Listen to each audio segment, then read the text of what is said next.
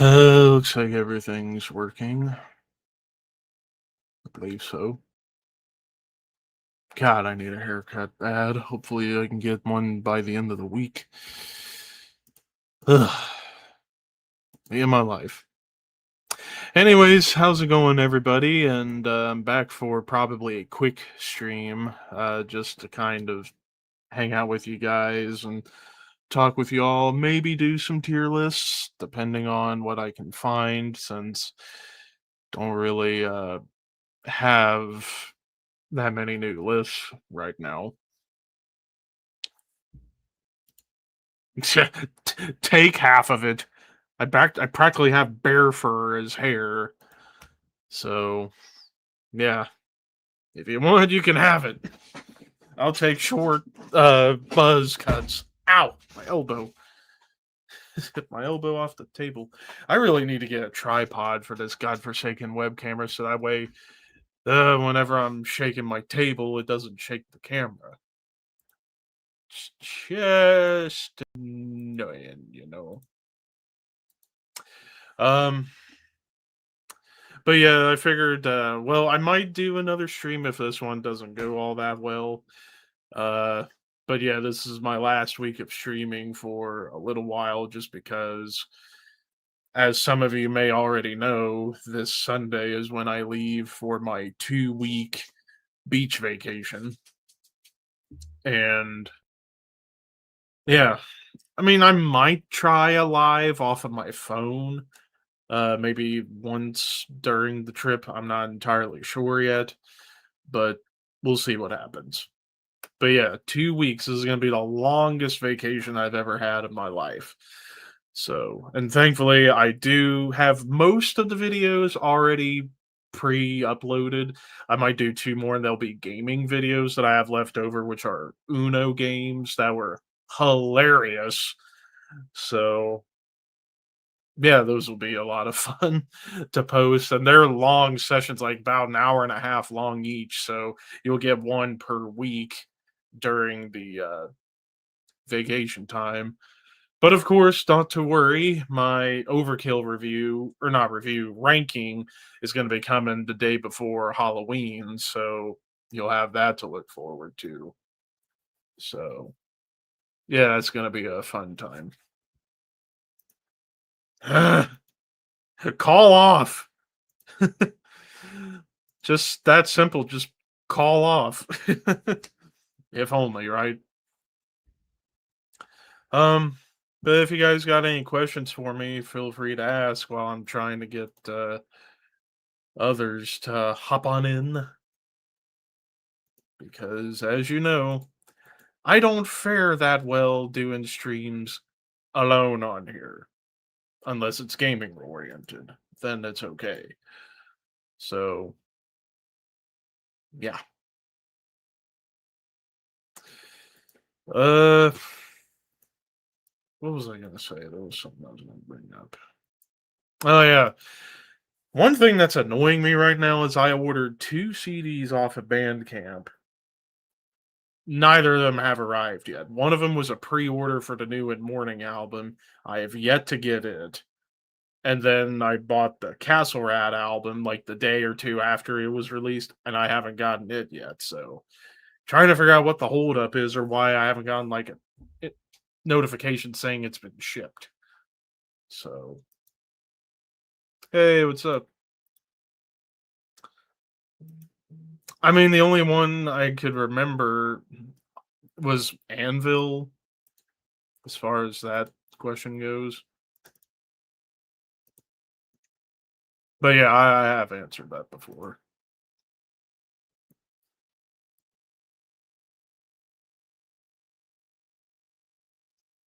Just sending a message. Oh yeah. Shipping weights, especially for Bandcamp stuff, for the most part's tough. Hence why a lot of my shopping I do is on like Discogs or Amazon or eBay. Why I don't order from Bandcamp too often. I guess that was my first mistake. But I'm sure when it arrives, it'll be all right. But not to worry. While I'm on my trip, I found two record shops, one in Santa Rosa Beach, Florida, and one in Pensacola. I went to the one in Pensacola last year, found some pretty decent stuff. Hopefully, I can find more. And then this other place in Santa Rosa, it's all new to me. So who knows what kind of stuff they got. But hopefully, I can come out with a pretty hefty double stack for a couple of update videos. Since it's been a bit since I've done an update, that's because most of the CDs I've been buying lately have been releases from this year that I've already reviewed. So there was no point going over them in an update unless it was like a super special edition with extra stuff that I didn't talk about.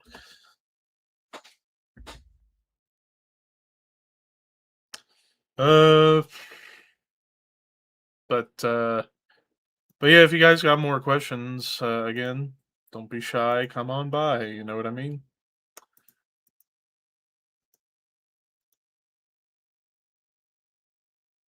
Owa. So yeah, that's what's coming up is the beach trip. Hey, what's up, Aaron? But I will definitely be getting a few reviews pre-recorded this week to have posted this weekend while I'm away. So the reviews I got definitely going to do Soulfly and Rune Magic. Maybe a bonus review of a band I got sent an email about, and that's Aeon's Abyss. So you'll get an underground review. So definitely going to get some reviews done before I leave Sunday, and that will be quite the start of an interesting couple of weeks of uploads. So yeah. So yeah, no reviews are going to be happening the weekend of Halloween and the weekend after. I'll be back to reviewing on the weekend of I believe it's the 14th, which currently on my list is 1914 Mesro and Void Ceremony. So it'll be a pretty big weekend to do reviews on November 14th. And then as far as the 21st, I only got one album, and that's by the band Depravity. So I might throw in a couple reviews of stuff I wanted to check out on the weekends I was away. So probably do Despised Icon, Flames, maybe Novembra, and possibly even a fifth review with Omnium Gatherum to get caught up on stuff I missed.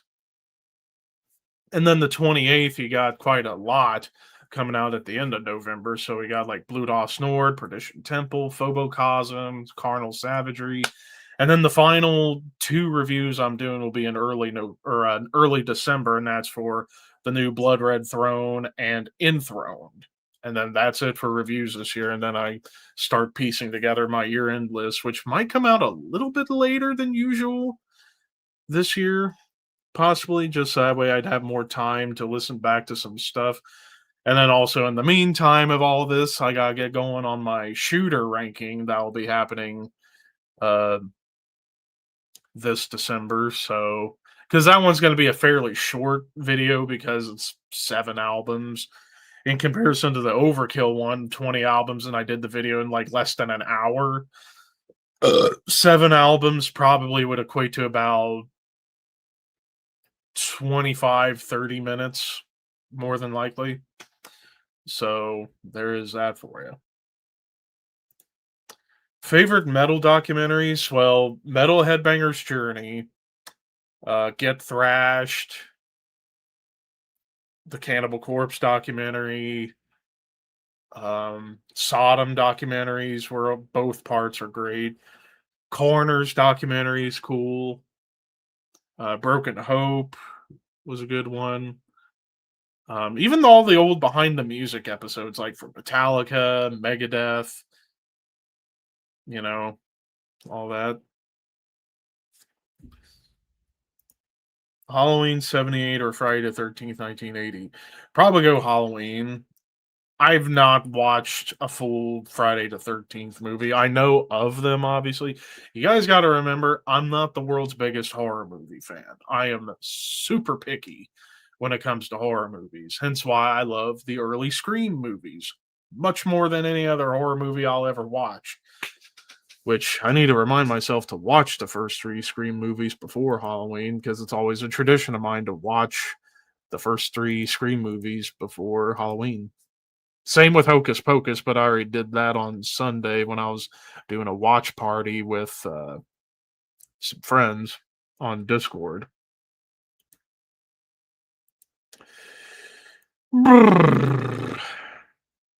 Um, I guess I could find some tier lists and we can do those just randomly on online.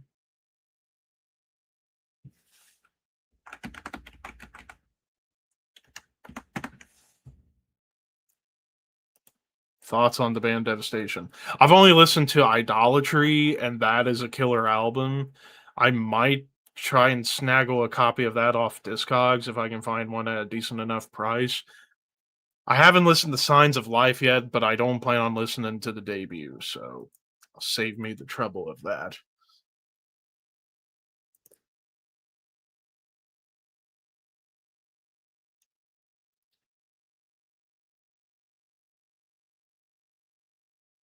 Holy crap. Revocation or Testament? Testament. I like Revocation, but Testament's almost in my top 10 favorite bands of all time. Like, just on the outside looking in. I mean, hell, if I were to revise it, I'd probably put them above Slayer at this point. But Slayer always remains in there.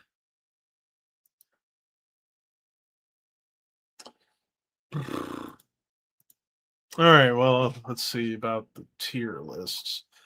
And I'm using Metal Trench's account that I found on the website, like his profile, to pick some tiers we can do. Coroner or Death? Death. I love Coroner, but Death is in my top 5. Right behind Black Sabbath. Alright, so let me get a screen share going for this one.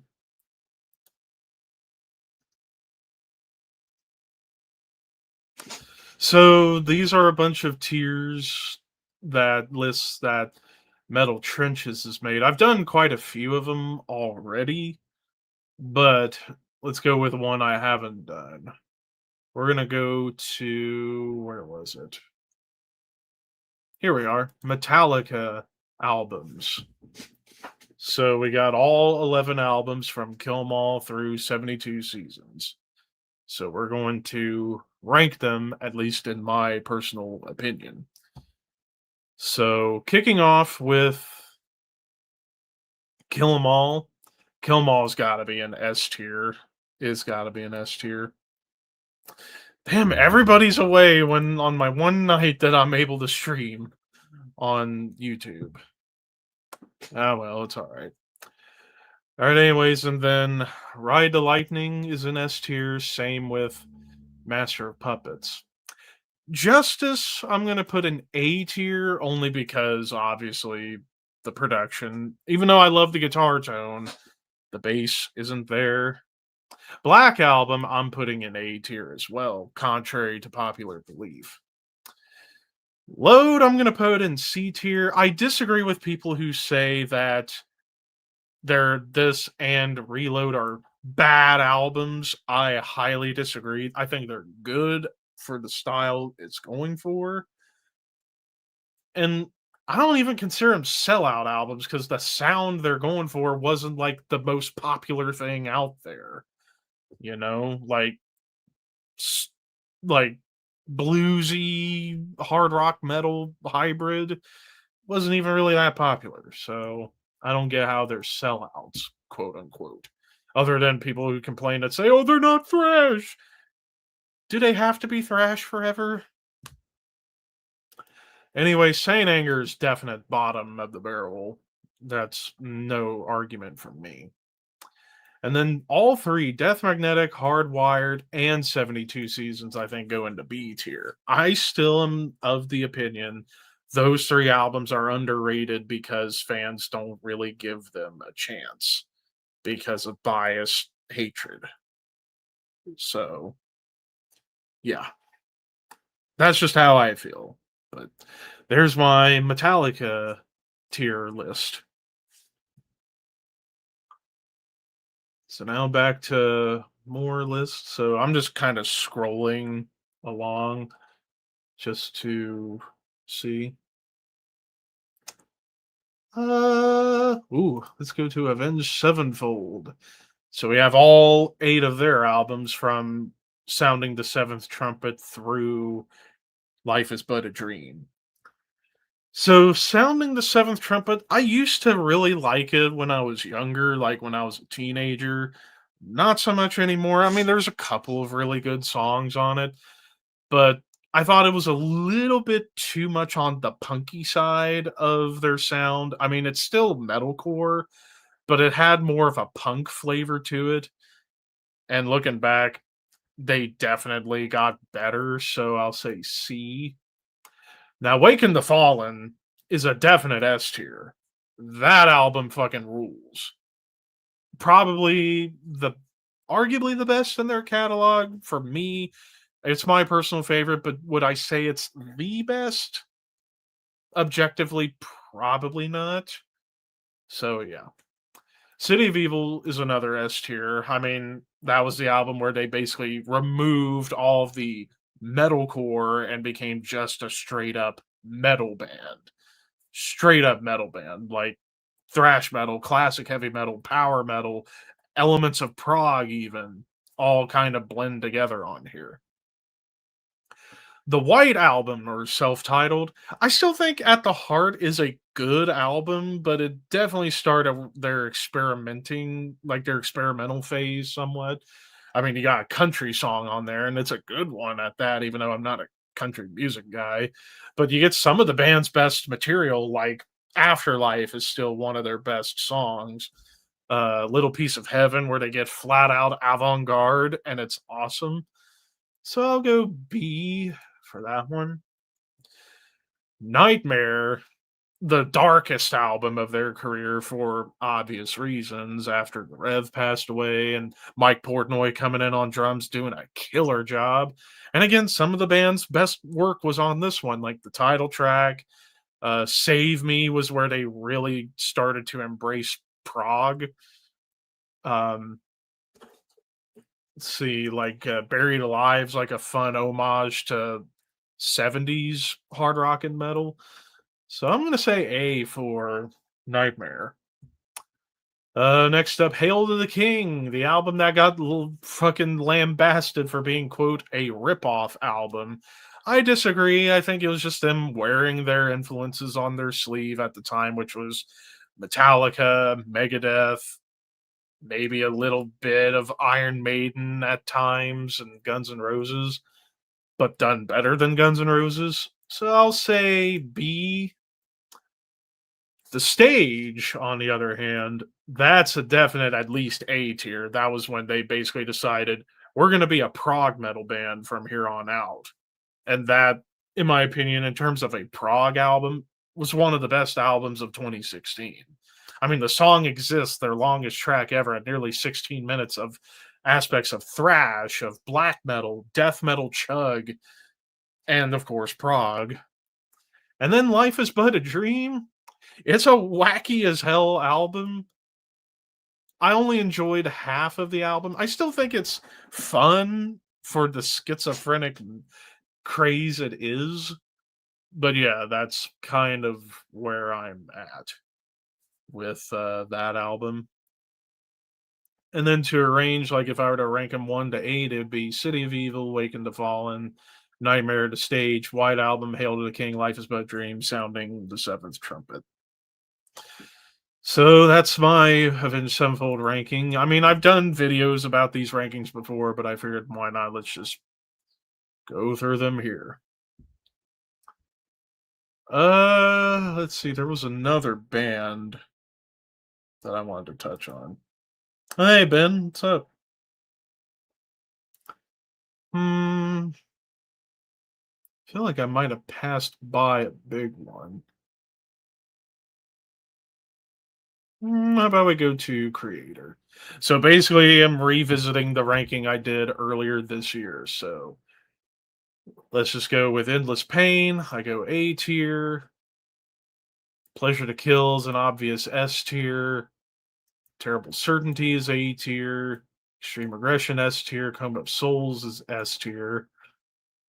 Renewal I'm putting down in C.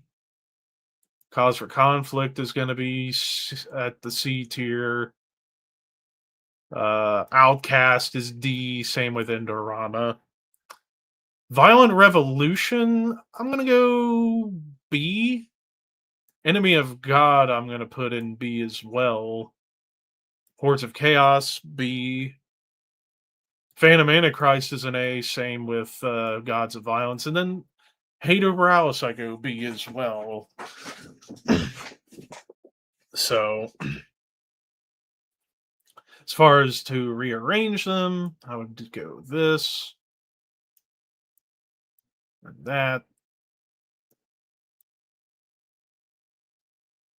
And there you go. So kind of mirroring what I did on video. So there you go. All right, so now let's go to another one.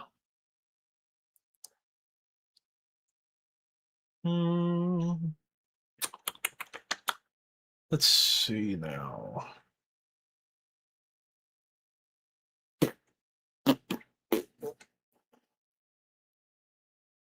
Oh, here we go. Immolation. So revisiting the ranking I did over 2 years ago when I talked about Immolation. So kicking off with, where is it? Dawn of Possession, I go S tier.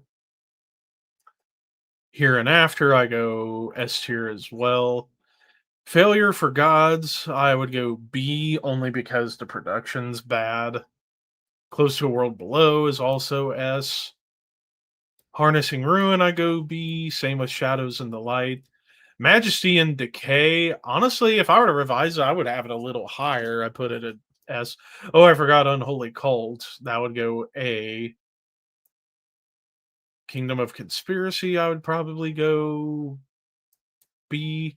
Atonement, I'm going in. Actually, I'll put Majesty and Decay back in A, and then Acts of God at B. So now to rearrange to how I believe I had in the ranking, I believe, yeah, it was top 3 was that. Then it was Atonement, then Unholy Cold, Majesty and Decay. Then I went with Kingdom of Conspiracy. Then I think I went Acts of God, and then Failures for Gods, Harnessing Ruin, and Shadows in the Light. So, yeah, nothing, no such thing as a bad Immolation album. They're all awesome. All right, so let's see who we got next. Oh, here we go, Dream Theater. So we got everything up to Parasomnia. All right, so we kick off with When Dream and Day Unite. I think it's good. I mean, obviously, it was just weird with Charlie Dominici on vocals, and the production I didn't think was the best, even with Terry Date. Images and Words goes at the top. Same with Awake. Falling into Infinity, I'm going to go into the great category. I think it's pretty underrated. Metropolis 2 is obviously going to go in top tier as well. 6 Degrees of Inner Turbulence, I go fantastic. Same with Train of Thought and Octavarium. Then I'm going to go for Systematic Chaos in the Amazing category. Black Cloud, Silver Linings goes in the grade. Dramatic Turn of Events goes in grade. I'm going to go with the self-titled in Amazing. The Astonishing, I don't think is bad, so I'll say okay. Like, there was some really good parts across the board on the entire album, but in terms of standout songs, you know, they were kind of all over the map, and it was like they would have a really cool riff, show up, and then they go on to something else. It's like they wouldn't hang on parts for too long. Anyways, distance over time, I'd go great. View from the Top of the World, great. And then Parasomnia, I think, is flat out amazing album. So there you go. So as far as rearranging, I think that's good. So is that. Honestly, I think I prefer Parasomnia over the self-titled. Trying to remember what I did have at 10. I think I had Black Clouds and Silver Linings above Falling into Infinity. And then a View from the Top of the World above those two. And I think we're good there. I'd have to rewatch the ranking to remember how I actually had it. But yeah. We've got a Necrotic Nick sighting, ladies and gentlemen. What's up, man? What's going on? Just coming across random tier lists from Metal Trenches tier maker page. So this was just Dream Theater, what I just did. Huh. So, what do you think, mister? I mean, the astonishing is, why is it okay? It should be not good. Because it's not. I don't think it's bad. Like I even said in the ranking, there are a lot of great riffs on there. They just happen too quick, and they just go to something else a lot of times. They spend more time elaborating on a script and a storyline than they did on like the music itself. Like, God, that album's a fucking train wreck. An expensive train wreck. It's like a train loaded with Maseratis. Maseratis. Yeah. I mean, as far as everything else, I pretty much agree with it. Yeah, I know I do like saying 6 Degrees of Inner Turbulence up that high. I do love that album. Yeah. Octavarium, I don't know if I'd have it that high. I would probably have Systematic Chaos over Octavarium. I don't know where I'd have the new one just yet. Mm-hmm. I mean, I've been saying to myself, I think the new one's probably the best one since the self-titled, at least. I mean, you can definitely tell with Portnoy back, the songwriting got a big boost. The comparison. The self-titled is probably the best one with Mangini. Yeah. Yeah. I mean, none of them are bad with him. Mm-mm. But I don't know. Portnoy was kind of fucking. He's too much of a factor in the music as a whole. Yeah. And, yeah. All right. Let's see. Because he's got a ton of different lists, so we could just pickpocket through all of this. I guess we can just wait till we find ones.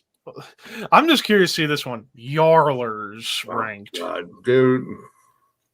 Now, I previewed. I mean, I previewed this one, and there is a couple of vocalists I am confused as to why they're included. Like Hetfield and Phil. I mean, when he went Matt Hafey, when he went country Hetfield, like there was a Jarl there. And Hafey, I don't know. There's a little bit of a Jarl to his clean delivery when he's not doing like the more raspy Hetfield delivery.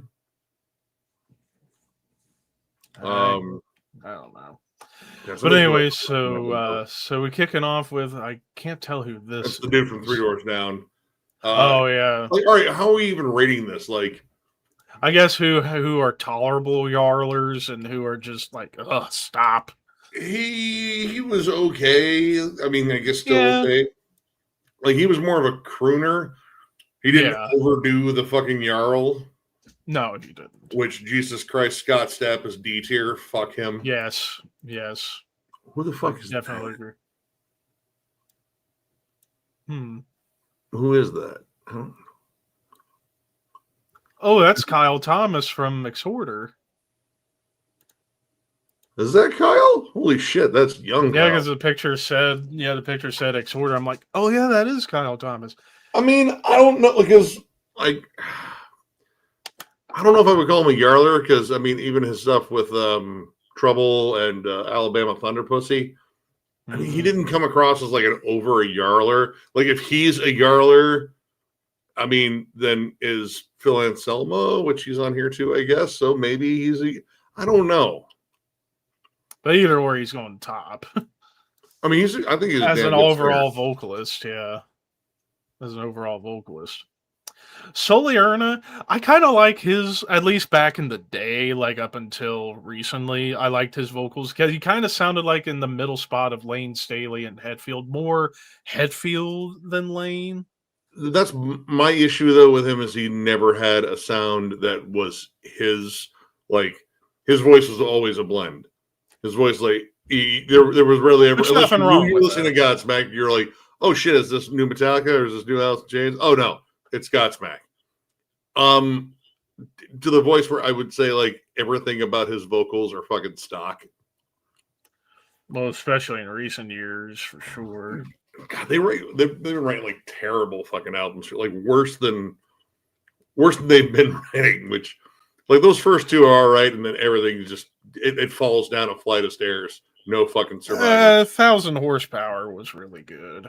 That was the last one I got into, and then I heard stuff off When Legends Rise, and I'm like, no thanks, and I haven't even listened to anything afterwards, so my love for Godsmack is mainly the first 3 albums, and then everything just kind of follows along.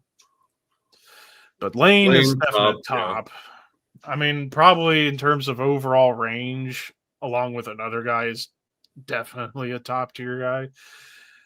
I'm going to take a guess. Is this Days of the New frontman? No, that doesn't look like him. No, the guy from Lifehouse. It's the dude, yeah, or is it Lifehouse or The Calling? The picture said Lifehouse. Oh, Lifehouse? Okay, then, I mean, he was, I mean, they had, what, the one fucking single? So, I guess put him, like, D tier, like, outside of that single, you'd never be able to pick him out of a crowd. Rob Flynn. Now, is he a yarler, though? No. So, I mean, I don't even know. Because if he's on here, then where's Burton C. Bell? You know? And he's not a yarler either. Yeah. I don't agree with Flynn being a yarler. Like seriously, where the fuck? Hold on. Yeah, no, he's not on here. Where the fuck is Zakk Wylde? Yeah, Zakk Wylde should be on here. He's a definite yarler. Now, Matt Heafy, I mean, I guess maybe in like some songs where he does kind of sound a bit like, say, Brent Smith from Shinedown on certain tracks. But even at that, I wouldn't even say that's a yarl. Like, and of course, as we talked about, most of his clean vocals are very much Hetfield derived. Yeah, I mean, a younger Hetfield, I'd say. Yeah.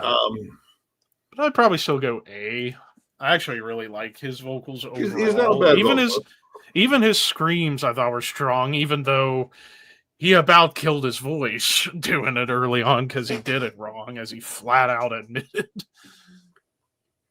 Now, Hetfield, all right, with that haircut, quote unquote Jarl, isn't even like, say, Lane or any of these guys. I mean, Load and Reload, there's yarling on it, 100%. Maybe on like 1 or 2 songs. I mean, it's on there. It's on there. He like did it. in the ballady tracks, probably. Can't tell who this is. Oh, the frontman from Morbid Culture. Well, I mean, he's just basically a baby Hetfield himself. A bit. He's also a little bit of a Burton. Yeah, like like Burton C. Bell meets Hetfield. I actually like his Hetfield vocals. Like, I thought, did this guy suddenly like channel Hetfield, but in Sweden? I don't know, dude. I probably do not like that new album at all. I thought it was decent, but obviously I need to go back and listen to their earlier stuff. That like, yeah, I mean, I'll give their earlier stuff. That thing was hellishly repetitive. The title track was so fucking dumb. Phil, on the other hand, yeah, Phil's definite top. a damn good vocalist. Don't need to worry about Yeah, Vedder. I fuck Eddie Vedder. Scott Whelan S tier. Yeah. Even though he only really yarled on what like 2 albums. the first 2 albums, really. Yeah. But mostly the maybe first one. and maybe a little bit on like the first Velvet Revolver album, a little bit. But There's a not a couple on whole volume or number 4 that had some yarling on it, but he had a much wider vocal range than I mean, I would say like a good amount of like the grunge and like post grunge crowd. Oh yeah. He was Absolutely. damn good. All right, I think that's the dude from Tantric. Let's see. Yep. He had a deep yarl. I put him C tier. Like I used to really like that band, but his vocals he overdid it. That should be Dave's the new guy, right? Yeah. It looks Travis like Meeks. Yep. God, that dude, man, he went through some serious shit. He was a good singer, though. I mean, I put him B tier. Yeah. I agree with that. Well, there for Yarlin. Like I said, like why the fuck isn't Zach Wild on there, dude? That's the over yarl. Like I'll be honest, that would be like a D tier. Like dear God, fucking stop it. Like everything in the fucking English language ended in the letters "you are."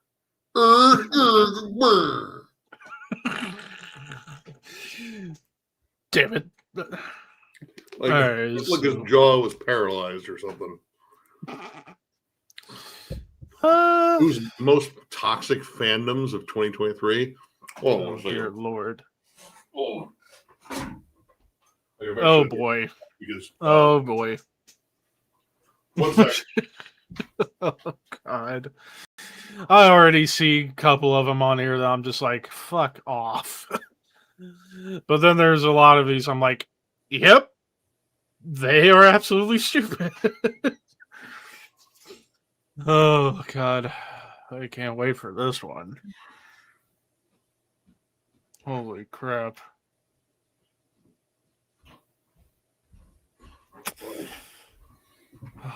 Get a load of this. So, toxic fandoms, and look at the bands we got. They don't know. Douchey, cringe, chill. Chill. Okay.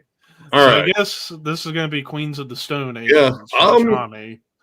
I mean, my interaction with Queens of the Stone Age fans is generally pretty chill. Like, I would agree. I'm a longtime fan. I've been a fan since second album. And yeah, anyone that I know that's like a big Queens of the Stone Age fan, then generally they're just a fan of like a lot of killer music. Yeah. I'm not sure what this is supposed to be. Standard thrash fan? Yeah, I guess just the thrash fans. It depends. Like, because there's all right, thrash just has like kind of an older fan base, and yeah, I'm older, but you get a lot of crotchety fucking, old thrash fans. I don't know if I'd put them near the middle. Like, they're pretty much like, man, I only like the first album by this band. Like, no, we heard that. Or I don't like any of these new bands that even sound like the old bands that I like. Like, well, why? I don't get that. I don't know. They're mostly just old and crotchety. Yeah. Godsmack, I mean, I don't really talk to many Godsmack fans, and even the fans I know, they don't really seem to be anything nuts. Personally. Do they have fans? Like, I don't really. All right. Here's the thing. I don't think in years I've run into anyone that says like I'm like an active Godsmack listener, man. I listen to all their albums, and that it's generally like, passive listeners. Just says like, oh yeah, if it's on, it's yeah, man, I've heard this song before. The whatever the song, it's pretty cool. Like that's kind of the fans I run into there. Now, Avenged Sevenfold, okay. I know I'm throwing myself under the bus here with this one, but even I'll admit a lot of the fans can be a bit much, but even at that, it's nothing offensive or stupid. It's just Come on, people. All right. I mean, in terms of the fan base here recently, I could base off of the reactions to our review, which I mean, we didn't really like absolutely shit on it. We were just like No, just like this ridiculous. That album's was insane. ridiculous. Like I Yeah. still feel like they grifted the label. Which, if they did, good. Yeah, that's good. It's also kind of douchey too. But their fans, there were a lot of like pretentious ones too. Like, they're just absolute genius positions. You don't even understand. I was like, dude, stop. They're bro rock. I know, but they kind of are. But I don't know. Like I wouldn't. It was like kind of cringy, bordering on douchey.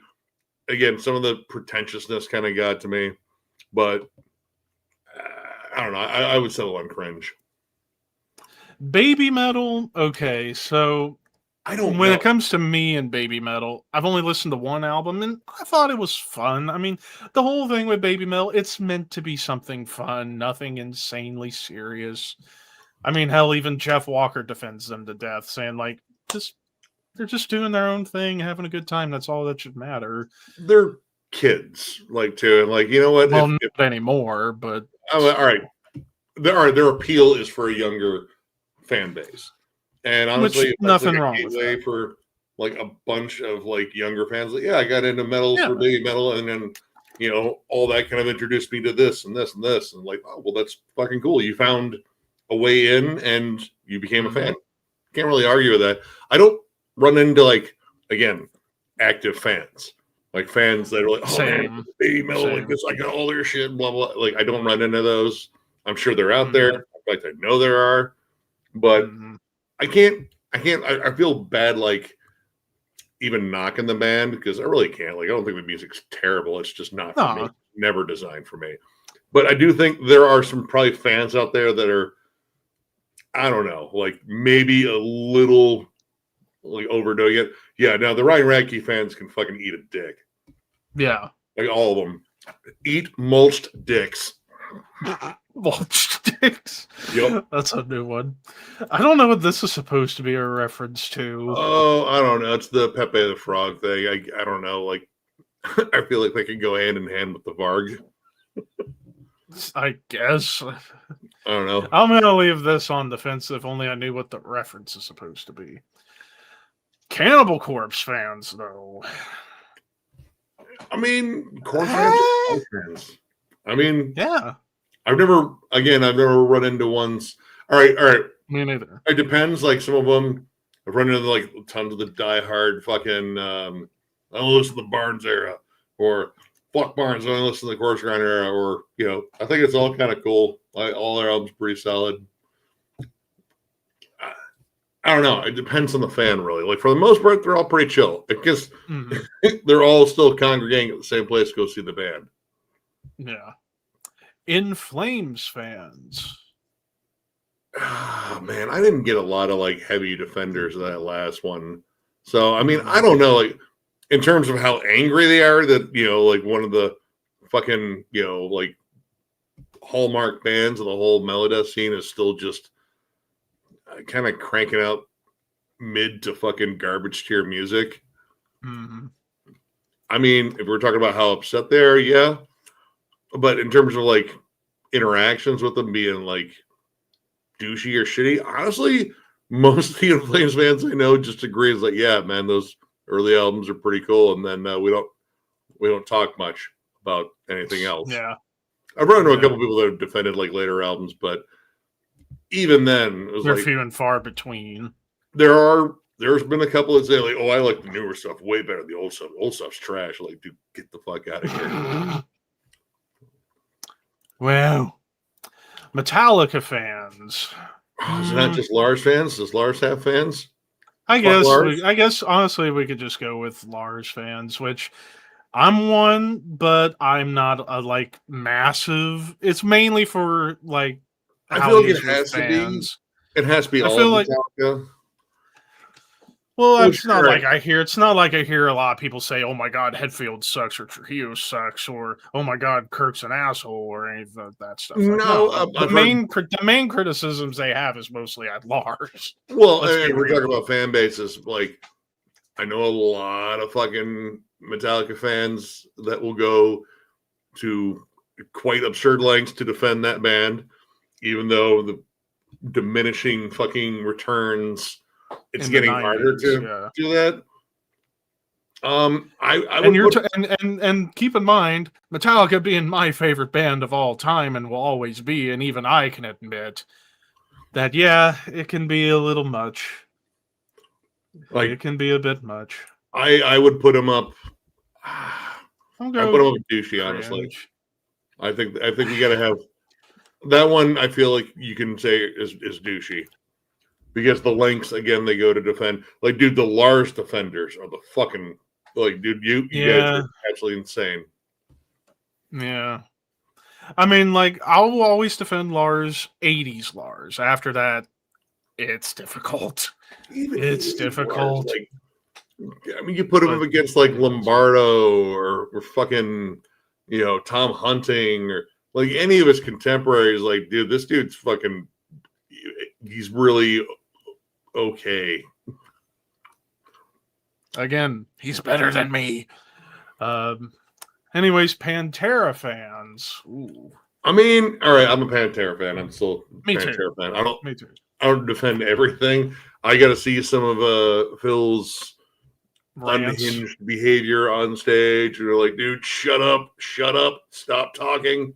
But I think he's made amends on a lot of that shit. Oh, I don't yeah, think yes. he's the same person he was back then. Also, doing 100% less heroin is a great move Definitely there. helps. Less drinking. Definitely helped.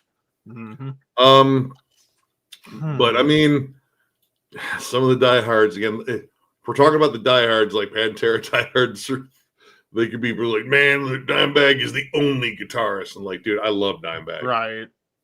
But some of you guys need to calm down. Mm-hmm. There needs to be a. Here's an easy unhinged. Well, we got another easy unhinged with Sleep Token.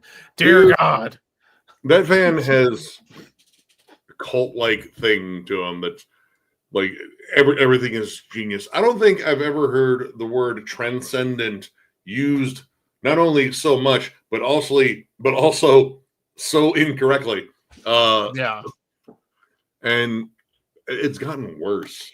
Like the more this band gets popular, and now we're starting to hear fucking clones and seeing clones of them and shit. Yeah. It sounds like shitty AI music. It does. Yep. Absolutely does. And holy crap. And I said it before, I'll say it again. I honestly feel like Sleep Token's music is geared towards wannabe goth girls and dommy mommies who don't know what goth girls and dommy mommies actually are. That's the way I feel. It's TikTok metal. Like it's designed to be in short snippets. That's where the songs feel like they're just stitched together. Like a lot of the music itself, like I don't feel like it's that cleverly written. No. Like it's just like, all right, we have our heavy part. We'll just snap into this electronic fucking part. Hey, Josh. Part where fuckboy McFucking praying mantis mask or whatever the fuck it is comes in. Ooh, girl, ooh, girl, and then the rest of the song sucks. Whatever. Yeah. Oh, interesting story from Boss. Pantera fans to me personally are insufferable. Some of them threatened me and called me a poser for not liking the 90s stuff. I mean, I know Boss is not a Pantera guy. I know that for a fact. We've talked endlessly about it, but listen here, brother. You listen here, young man. Kid. All right. I mean, all right. Varg. Here's a reason. Well, here, I'm going to get back to Pantera just for a second. Okay. All right. Ozfest 97. Marilyn Manson was on the main stage, came on. Someone chucked a bottle at his head, and then he threw the fucking mic stand in the drums, charged off stage. Pantera fans were fucking booing him and laughing at him, and the Manson fans were very, very upset. Pantera was on next. fucking Manson fans didn't say shit because the Pantera fans made sure to pre-threaten them. It was like, you say one boo and we will fold you in half. So Pantera fans, well, I mean, there's a lot of jokes about them being felons, and you know, a lot of them are. Anyway, that's why I had to kind of bump them up to douchey because I mean I've seen it. Yeah, I've never been that fan. Me neither. Varg, on the other hand, Unhinged, dude. Well, at least back when he had his fucking like YouTube channel, which I heard he's back in some form somehow. But people out there worshiping this fucking Nazi murderer, murderer, arsonist, yeah. And folk musician. That's like, dude, like he got kicked out of his own fucking country. Yeah. Yeah, he lives in the fucking mountains of France, and he has a whole bunch of kids, and all of them seem to look like fucking Euronymous. Oh God. Kanye loves him. Yeah. I can't tell what this is supposed to be. Veil of Maya, apparently. Is that Veil of Maya? Dude, all right, that band has fallen so fucking far off for me. I don't know what I mean.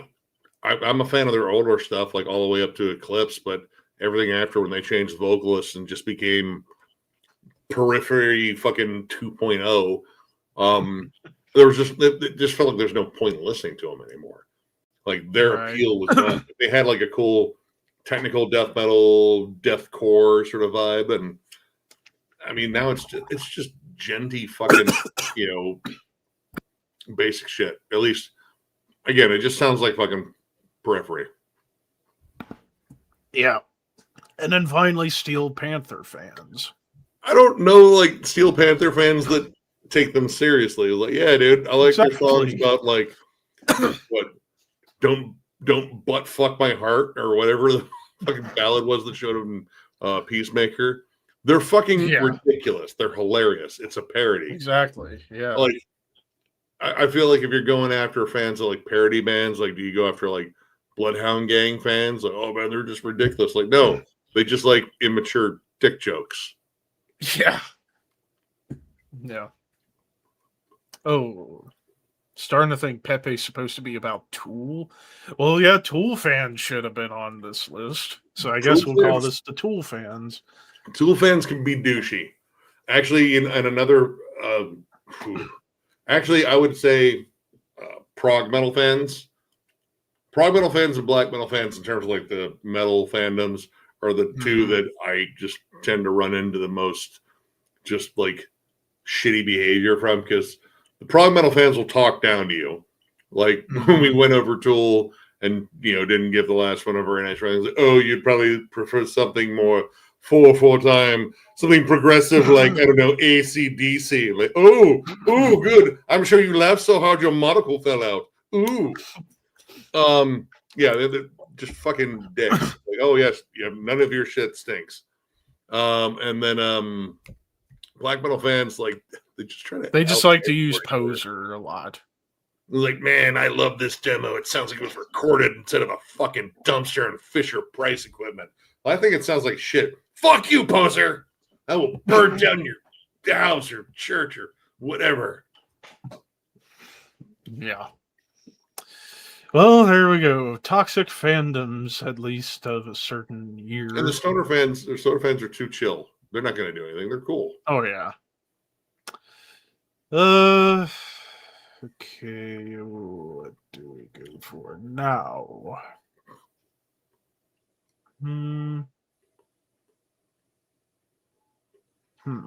We had modern death metal bands. That was more modern death metal bands, up a little bit more.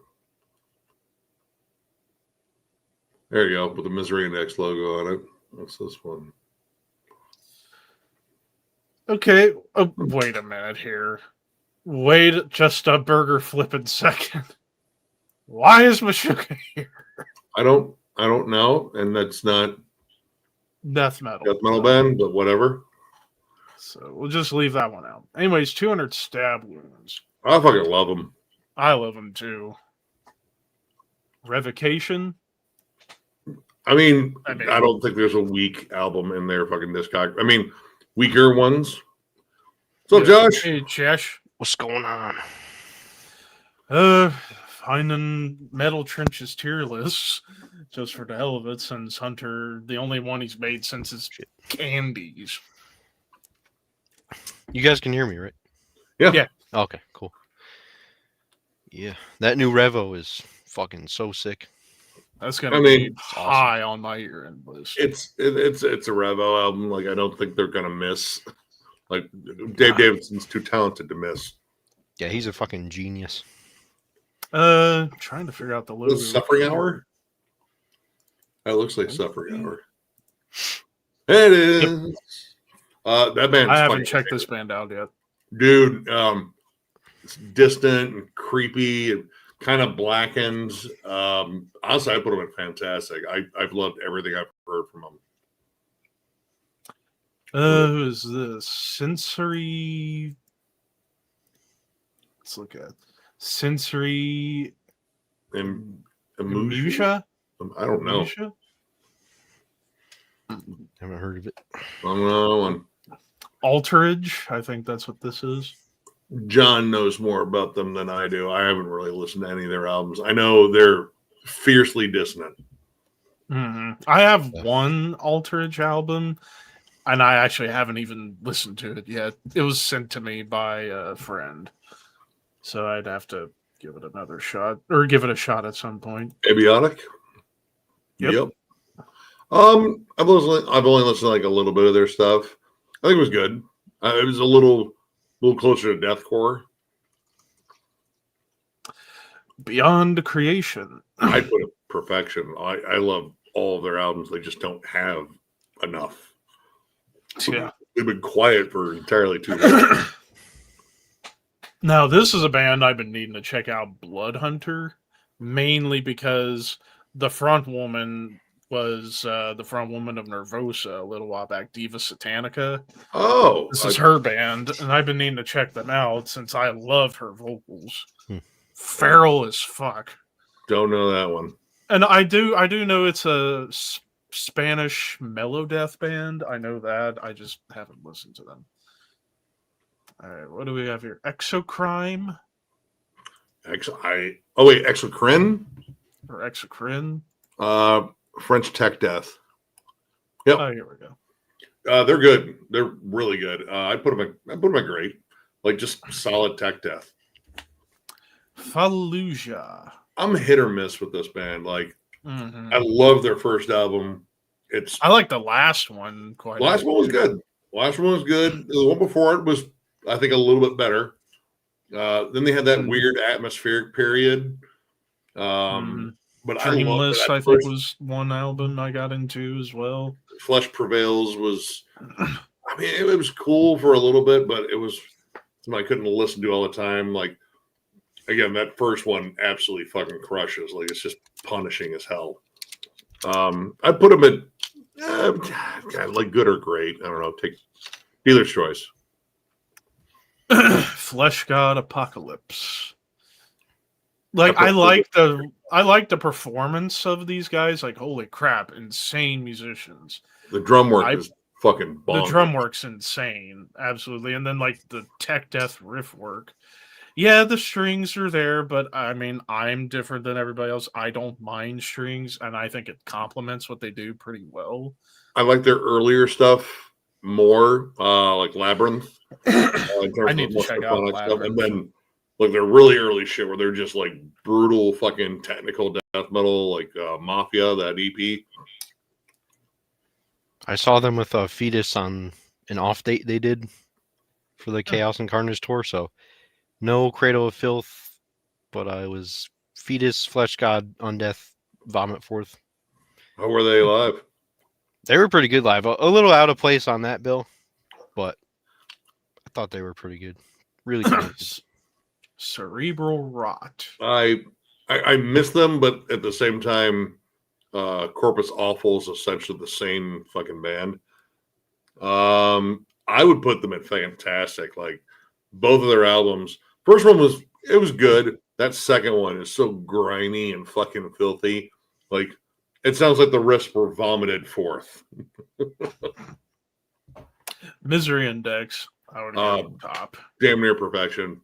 Heirs to Thievery is one of my favorite Death Grind albums. Yeah. And Traitors. Retaliate. I love that album. Retaliate's good. I like the last one quite a lot too. Last one, I like the last couple, even though I feel like they're kind of just becoming. Is that Noctambulous? Yep. I put them in good. I like them. It's very distant stuff. I got one of their albums. They're out of Colorado. Cytotoxin. I really enjoy Cytotoxin. I don't know where that new album is on CD. Like, I don't know if it ever came out on CD. But that band is absolutely insane. And if you ever get a chance to catch them live, do it. Yeah.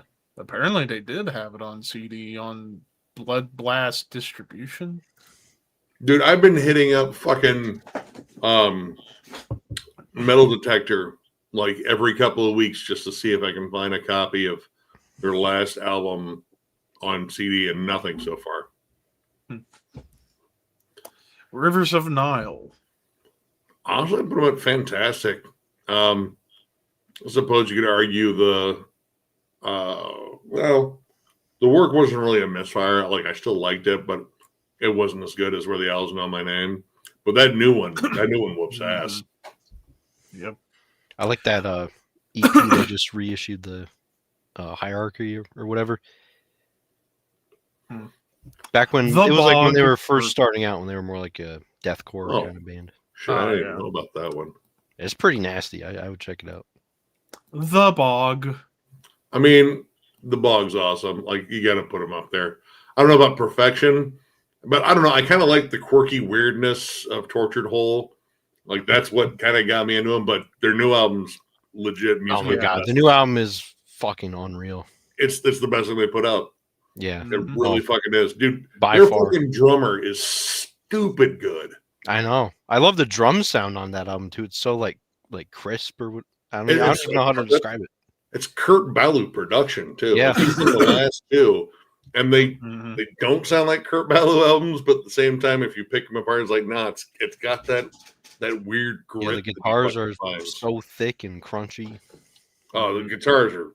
It's a little bass heavy. I will say that though. Yeah. Devin's vocals are sick. He sounds a lot like Corpse Grinder in some parts. Yeah. Oh yeah. Very powerful. Sulfurion, that's easy. Goated. Perfection. Yep. I can't wait for a new album whenever that happens. Put on Death up there too. Every album they put out has been fucking killer. Undeath rules. Yeah, that last one, man, it might be my favorite now. I don't know. I jammed the fuck out of that one. Yeah, that one's really good. Let's see. Let's take a look at death metal years, since there's a lot of that on here. 2001 death metal. This will be interesting. All right. Well, I see some familiar.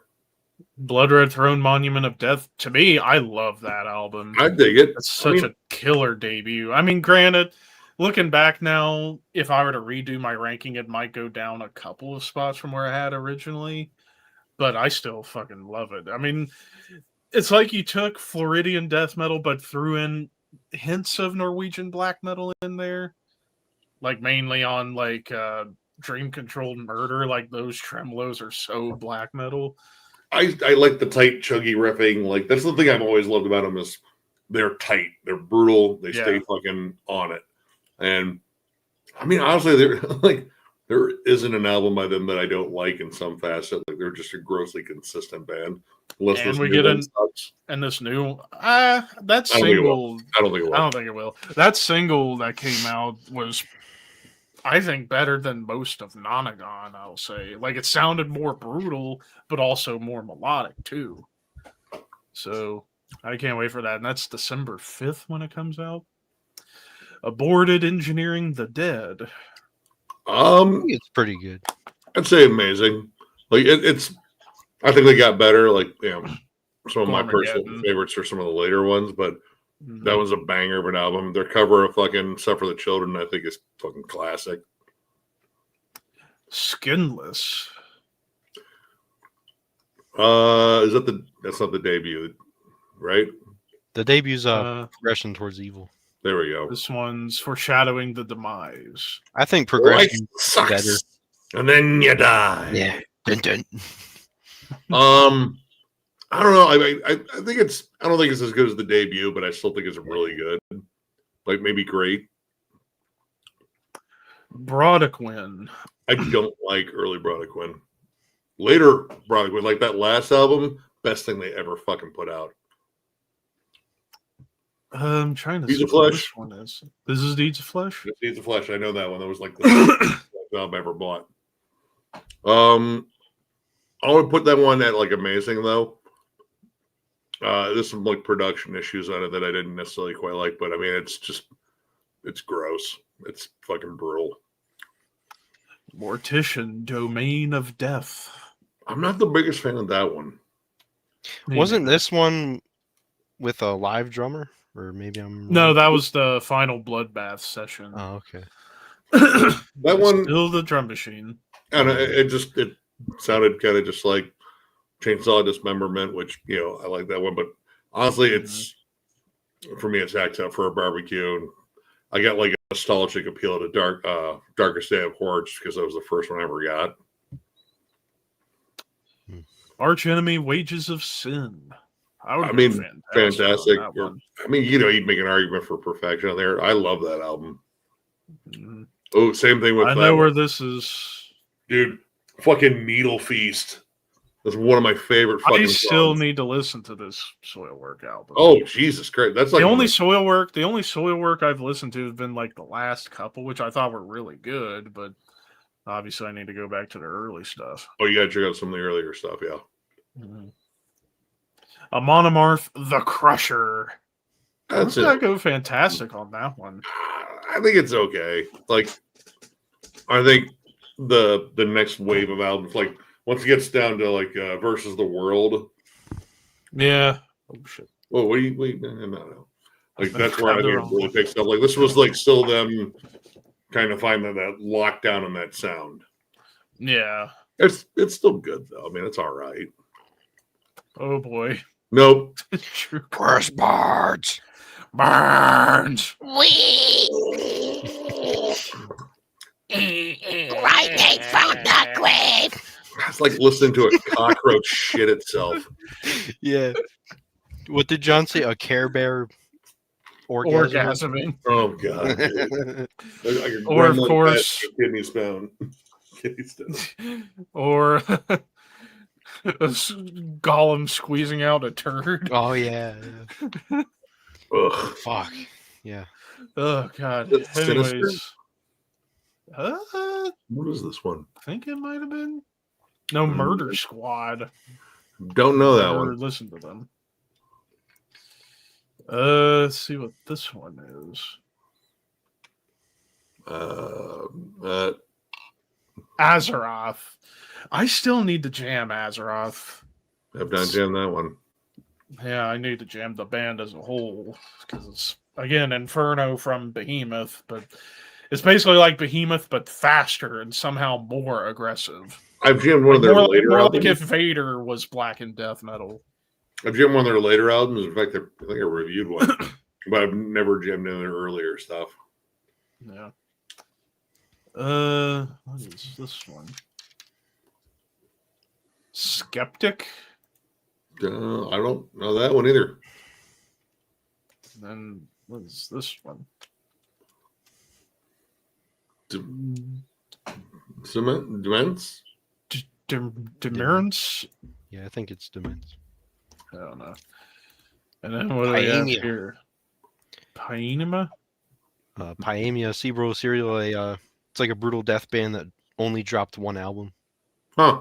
Honestly, I'd say it's Good. fantastic. It's really fucking good. All right. Well, this one to look up. I can tell this Oh, is Gorgasm. Gorgasm. Perfection. I Hey, fucking love Gorgasm. Orgasm's fucking dude. It's just a constant fucking battering. I know. Very few songs beat "Dirty Cunt Beatdown" though. Oh yeah, yeah. That one's a classic. I fucking love that song. Anyway, Viral Load. Been there, man. I tell you. Oh, never mind. I don't know. I've never listened to that band. Me neither. We have Eternal Tears of Sorrow. I still need to jam that band too. Don't know that one either. Like symphonic melodeath, essentially. Same with Skyfire. I've not checked out Skyfire. I have one album by Skyfire, but it's not that one, so I can't say. And then Cataclysm. Which Cataclysm is that one? Was that one? Epic, the Poetry of War. Oh no, I don't have that one. Is that before Maurizio? Is that one with the what's his name that was still on it, or is that Sylvain? I don't own any of the Sylvain stuff. That shit's hard and fuck to find. Let me find out. So, Epic, the Poetry of War. No, that was with Maurizio. All right. I think that. Let me look at the album before. Because I think let me see, what's the earliest one I own? The earliest one with Maurizio was Victims of This Fallen World. Apparently. Yeah, the earliest one that I own with Maurizio is shit. Shadows and Dust. Let's see what we got Dominus. here. Disavowed. Oh, not Dominus. I don't know if I've Disavowed. listened to that. And then what do we have? Funebrarum. I haven't listened to that album, but Funebrarum in general is pretty fucking awesome. Here we go. Finally, one we know. Gorguts from Hey, Wisdom to Hate. I put it at amazing. I still prefer, Erosion of Sanity is still my personal favorite there. And I do think that Colored Sands is a bit better than that one. But I think that's where they kind of reined in the fucking obscura fucking madness. Like, okay, we can be technical and weird and still kind of, I don't know, make songs that people want to listen to. Yeah, I don't like Obscura. Obscura, it's just, there's a level of challenging there, and it just kind of goes well beyond it. It's just all a bunch of weird fucking guitar noises. Let's see what we got now. Hypnos. Oh, no, that one. That's Sinister. Or that's Sinister. Yep, it's Sinister Yep. Creative Killer. This is when they had Rachel. Yeah. That era is like, it's kind of hit or miss for me because I feel like it's brutal as hell, but it's also kind of basic. Like it's just, straightforward chugging and blast, and she kind of had like a one note delivery. Not terrible. I put under good. Both for Honor, Valor, Pride. I say it was great. Dave Ingram fucking rules. Like he was the perfect replacement for fucking Carl Willits. Yeah. Jungle Rot. Oh, dude, Buried Alive, or is it Dead and Buried? Dead and Buried. That's like one of my favorites by them. I mean, that's about as old school meat and potatoes as it fucking gets. Mm-hmm. Oh god, shit. this pile of crap. Fuck that album. I'm just gonna leave it at that. Gojira Terra Incognita. That's fantastic. Yeah, good Good album. shit. Psychroptic. I love everything but the vocals on that one.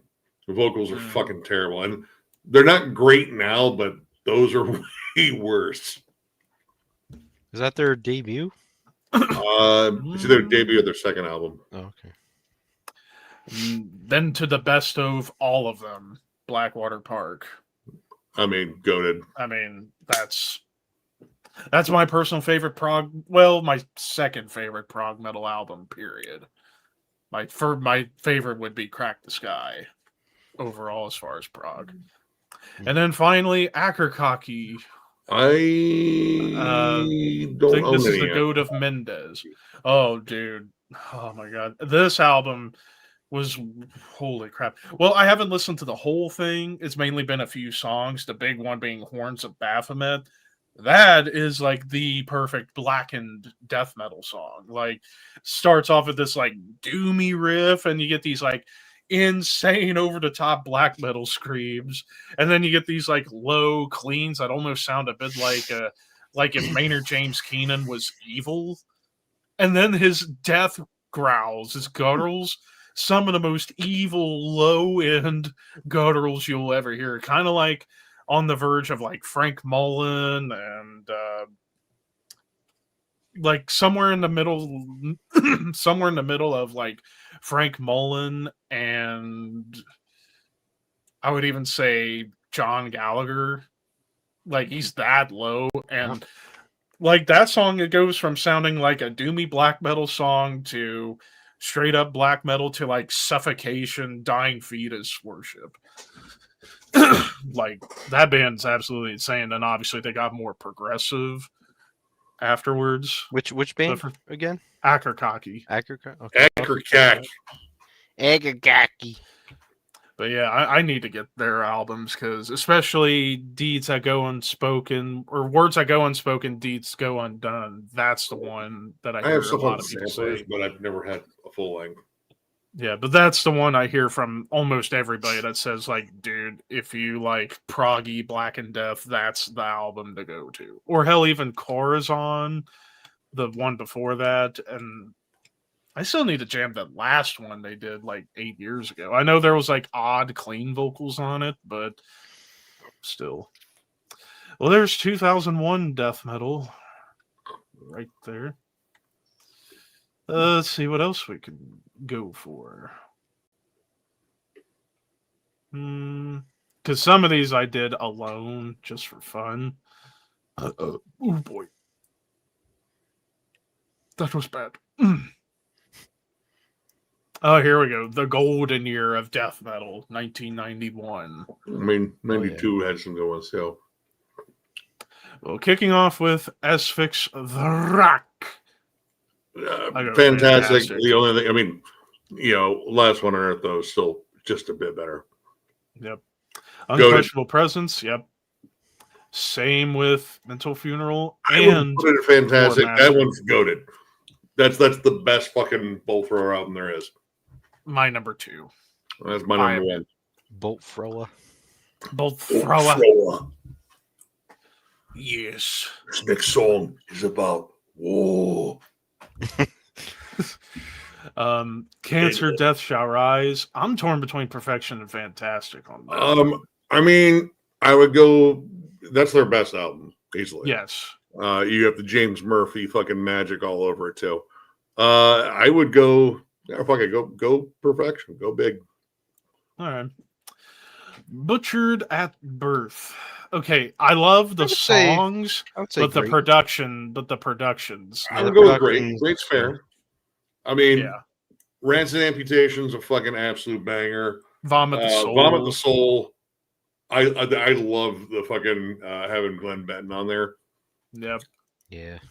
I Innards don't like the Decay. long intro to fucking Meathook Meathook Sodomy. Like, just like, Yeah. dude, trim that shit down a little bit. Yeah.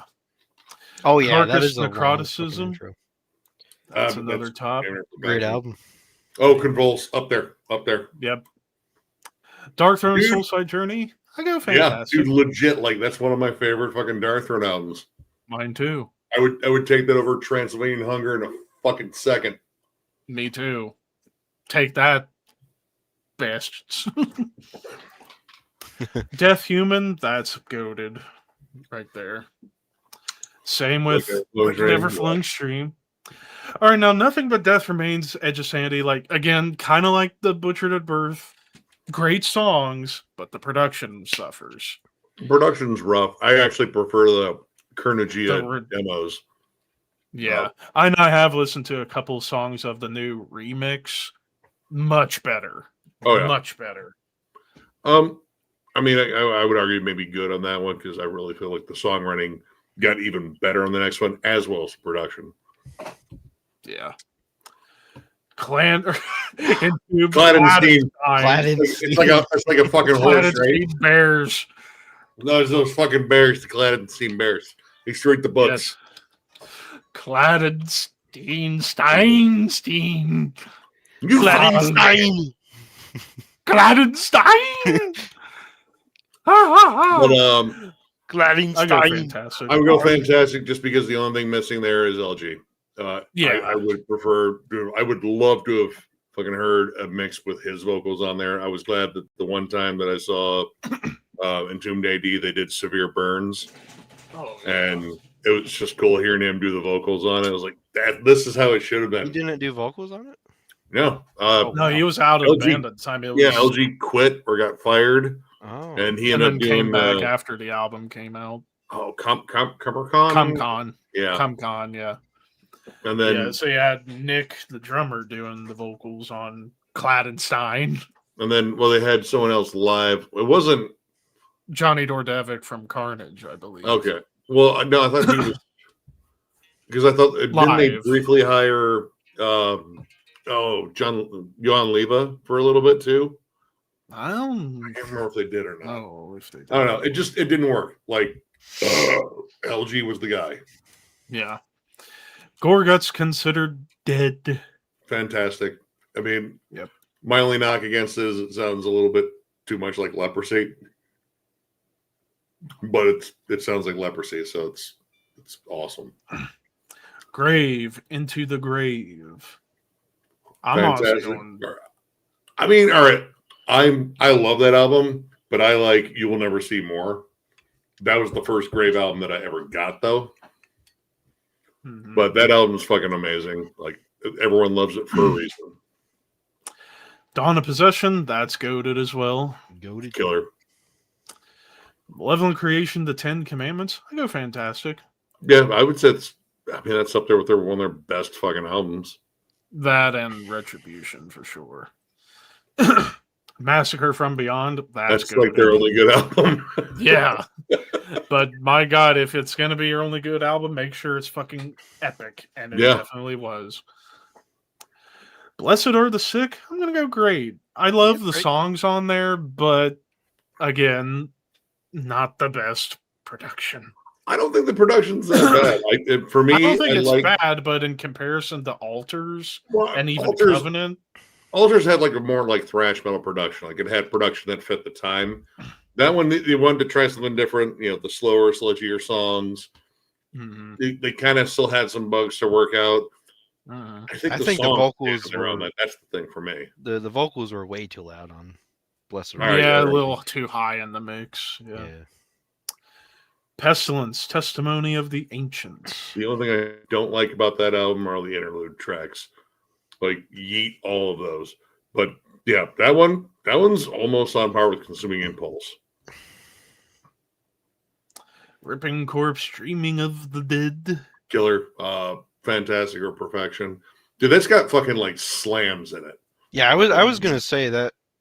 Obviously, we'll get to it in a minute here. You know, Suffocation, but Mhm. that's another like Ripping Corpse is another early band that kind of pioneered slamming death metal.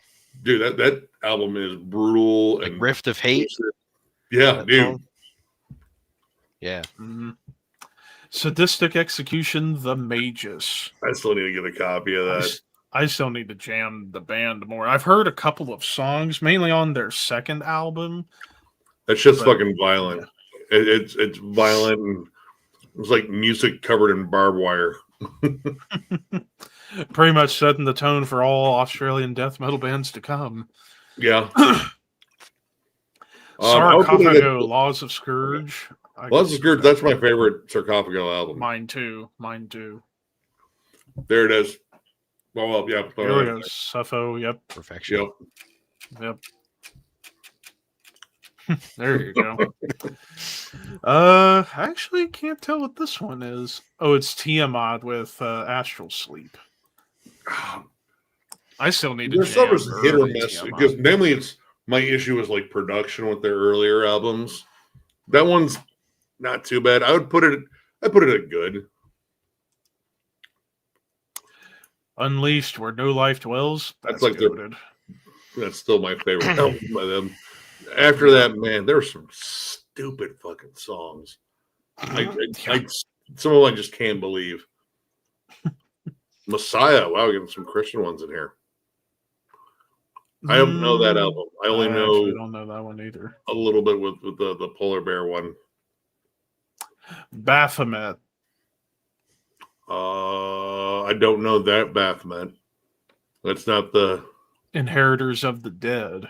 Oh wait, no. So this must have been the demo version of The Dead Shall Jesus, Inherit, I this is think.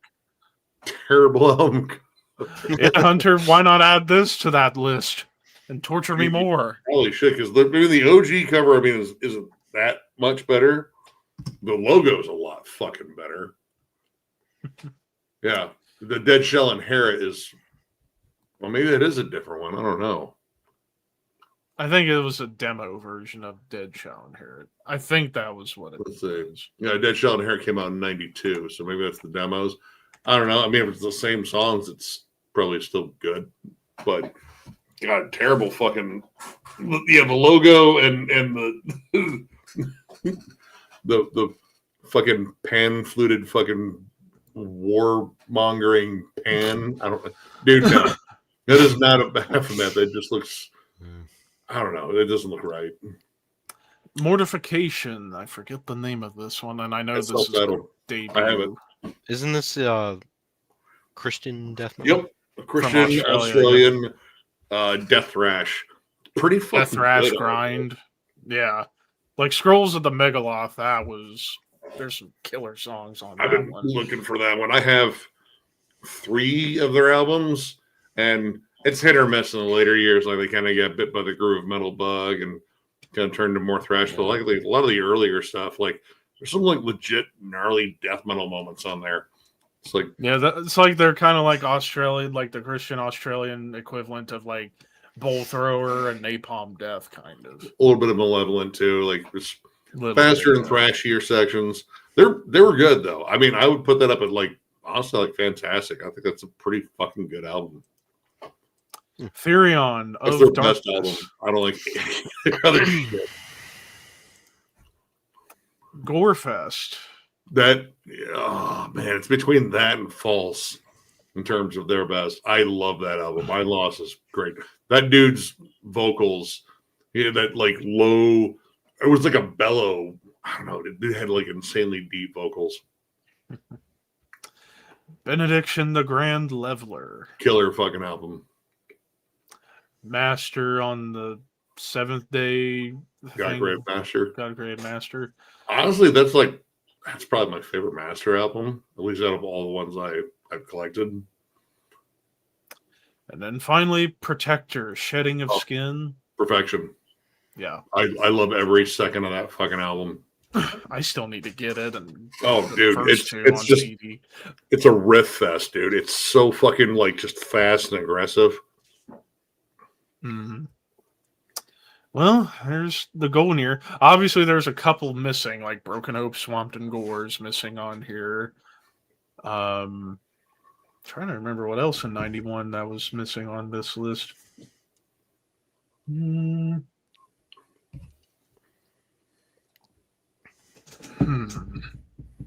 Hold on. Actually, trying to remember now. Fuck remembering. I'm just going to 1991 here. Let's see, in terms of death metal.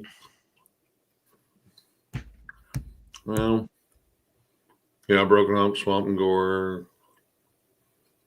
It's not death metal. It's not death metal. Ooh, Corpus Rotus.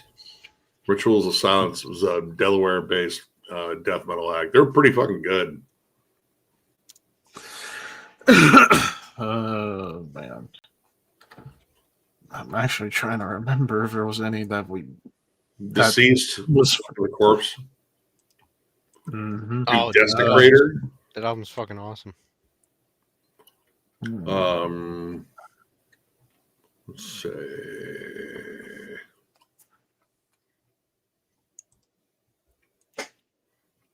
Oh, good pick, Funabra, Children of Yeah. the Scorn. I was Yeah. just gonna say, I just had that one come up. I guess that's all the major ones. At Immortalis, least, right? Indicum de Mortuus, really solid. I believe they're German or Dutch, but good fucking thrashy death metal. Dude, Living Sacrifice's debut. Hmm.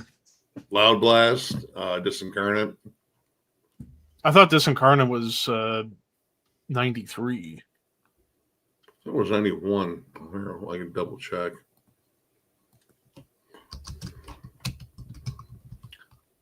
Sometimes this thing will put in a fucking Just stupid date.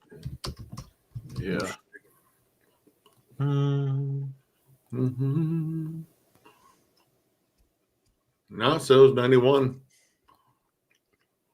For Disincarnate's first album? No, not Or Disincarnate. their No, only album? Loud Blast. Oh, okay. I thought you were Yeah. talking about the band Disincarnate. I'm like, wait No. a minute. Loud Blast. Okay. The album is Disincarnate. Okay. Oh, dude. Morgoth, Cursed. Yes, I knew there was a big one I was forgetting about. Holy shit. Yeah, how the hell was Wow. Morgoth not on this one? All right. Oh, dude. Pungent Stench, Been Cut Buttering. Oh yeah. That's a good one.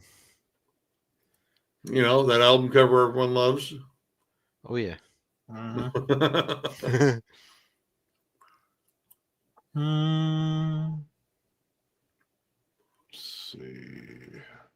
That's- Nothing in this. Well, Vile Aggression, Expound and Exhort. Oh, here we go. 1992 death metal albums. All right. The other golden year. Well, there's the Baphomet that I do own. All right, Accidental so Suicide. Accidental That album's Suicide. fucking amazing. I Yeah, still I need to put it get up damn near perfection. Like, if you love Incantation, there's no way you don't love that album. Amorphous, the Carillion Isthmus. That's one of my favorite Amorphous albums. Has Goated. Success on Earth. That's the best Death Doom album ever. Atrocity. That is one of the few early Atrocity albums that I own. It's pretty decent. I'd say good to great. At the Gates, Red in the Sky is Ours. Fantastic. Pretty good. Underrated album. Absolutely. No, Autopsy. Acts of the Unspeakable. I'm going to say Good. good. I like a good amount of stuff on there. Yeah, it's definitely transitioning a little bit more towards like punk and grind a little bit. I like still punk got and grind, plenty I of just- Death Doom on there. yeah. I have a shirt and I can't. I could because I don't give a fuck, but it's one that is always fun to wear in public because it's got like, it's, got a lot of stuff happening on it. We'll just say that. Very busy. Very busy. Yeah. What is this? Babylon Sad. What But the I hell don't- am I I don't looking at know. this? Irie. Never heard of that.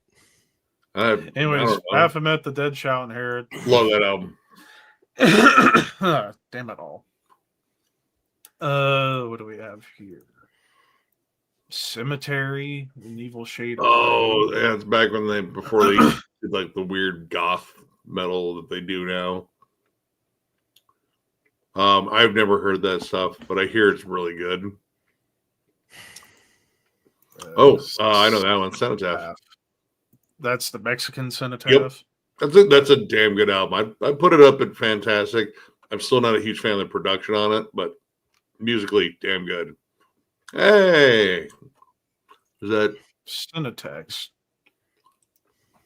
Senate or Centenex or Senate? Centinex. No, that's Or no, is Centinex. it Centenex? Centinex, yep. Okay, maybe mine is a different cover than that, but I mean it's HM2 death metal, so I would say it's at least great. Cumcon. Yep. It's a pretty good album. Like it's not, absolutely amazing, but it was good. Mhm. Goated. Legion. Yep. Oh, Demigods, next one. Slumber of Noted. Soul and Eyes. Yep. Edge of Sanity, Unorthodox. I go fantastic. Yeah. Especially for that song Enigma. That's like that's almost like the infancy of progressive death metal, you could say. For sure. Ooh, Flesh Crawl. I still need to jam Flesh Crawl. Flesh Crawls. I mean, it's German HM2 death metal, Yeah. but that was the album that was initially titled Suffocation because they were called Suffocation. Up until they realized across the pond there was another Suffocation doing pretty damn well that weren't willing to part with the name. Mm-hmm. But that album's Was pretty that solid. band that changed their name to Suffocation? I don't think they changed it to Suffocation. I think they changed it to Suffocation was the last one they had before they changing it to went with Crawl. Flesh Crawl. Yeah, there was one band that was also called Suffocation, then they changed their name to Suffocation. No. God Dethroned, The Christ Hunt. That's This one of is my the favorite debut. God the Throat albums. Yeah, I'd put it fantastic. Warfest. False. That album's fucking sick. Hypocrisy Penetralia. I go great. I'll go great. It's definitely more American death metal than the Swedish contemporaries, as even Peter Tägtgren would admit. So, but still pretty good. Impetigo, Horror of the Zombies. I go goated on that one. I don't know if I go Perfection, but that's my favorite of the two. Yeah. Incantation Onward to Golgotha. Yep. Goated. Oh, what is this one? That didn't help Lemming at all. Project. I guess what? according to the link, Lemming Project. Oh, fuck if I know. I don't know either. Malevolent Creation Retribution. I'd say fantastic on that one. Another Messiah album. I don't know that one. Monstrosity Imperial Doom. Fantastic. Yep. Mortis Skuld. Oh, wait, is that? I don't know. That's not Mortis Skull. That's Morpheus. Or Morpheus Descends. Morpheus Descends. I thought it was Mortis Skuld from a distance. I like that album, but the uneven production drives me nuts because it feels like half the songs were produced one way and half were produced a different way. But overall, the music's awesome. I got to see him. It was 2024 MDF. Fucking crushed. Here we Yeah, go. they got back together recently. Yeah. Morpheus, yeah. Actually, their drummer, I believe, is Mortician's drummer, if I'm not mistaken. Mortification Scrolls of the Megaloth. There we go. What is this? What the fuck is that? Necrophiliac. What the hell am I looking at? I don't know. You didn't give us much time to really analyze that. Probably best we don't. I've never heard of it. Nocturnus Thresholds. Oh, yeah. I feel like that's There's only one song I've listened to that I like, and that's Alter Reality. That's it. fucking terrible production. Obituary of the Incomplete. Yeah. Fantastic.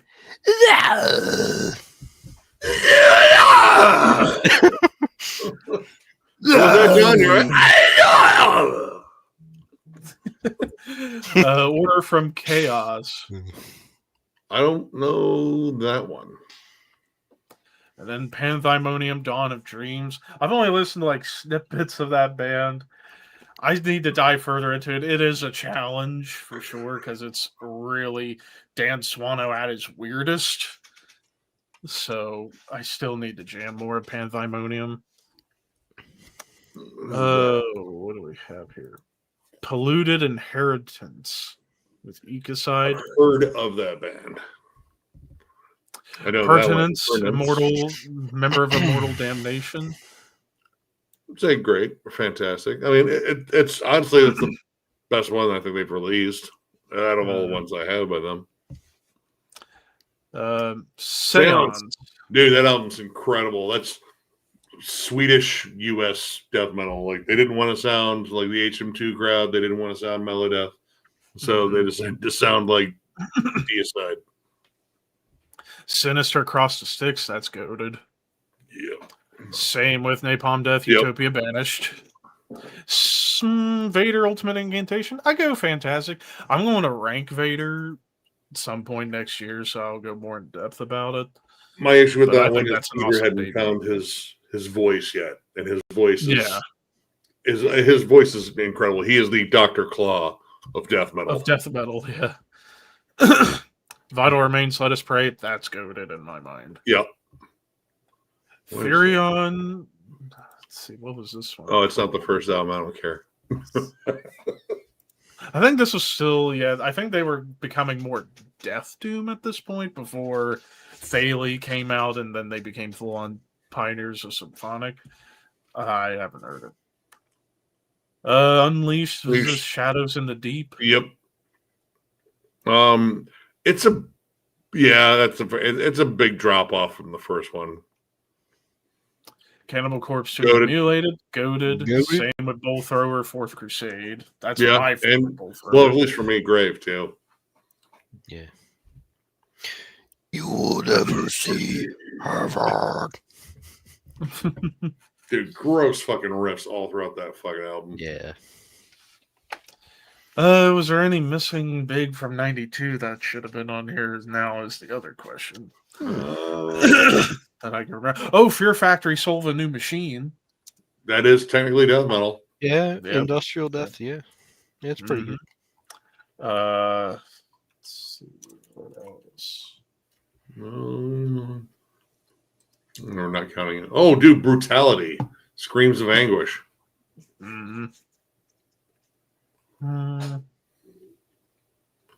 Ooh, good pull there, Aaron. Cyanide's Dying Yep, Truth. Dying Truth, yep.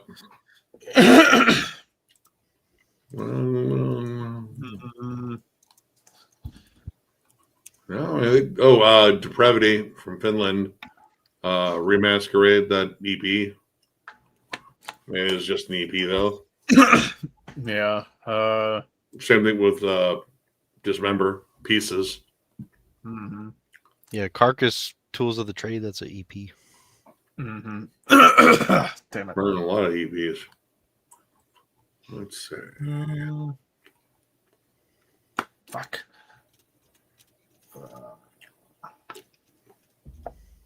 I think they covered the big ones and all the ones that was notable, so at least the majority of them.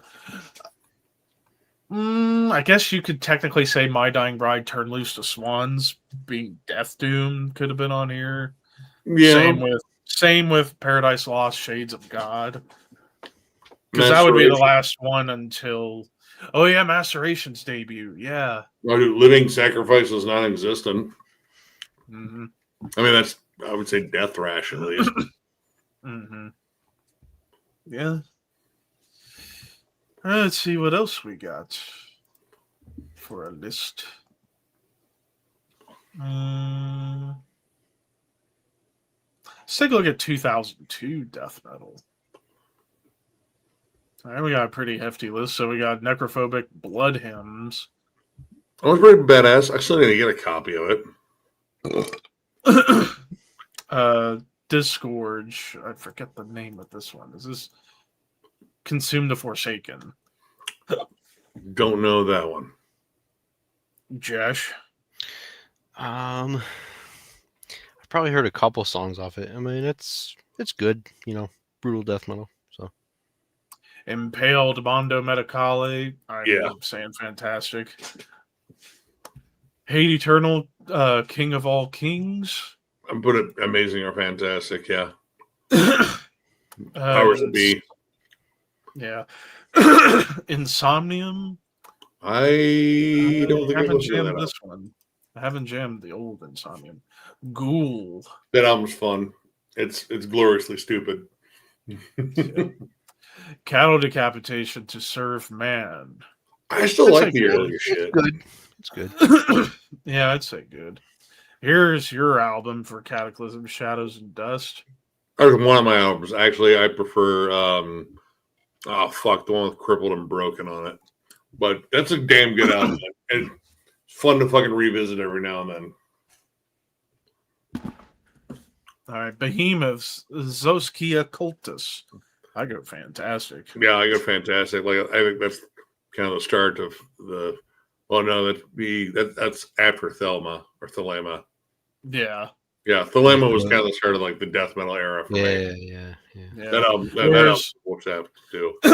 Yeah, whereas like definitely with like Pandemonic Incantations and Satanica, it was like definitely more Splacken death, and then you get more like you could say like 75% death metal, 25% black metal.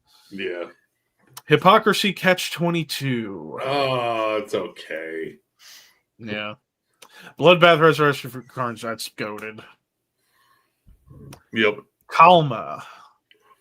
That Swamp Lord? Let me double check. They Will Return. Do I have that one? So I guess this is their second one, probably.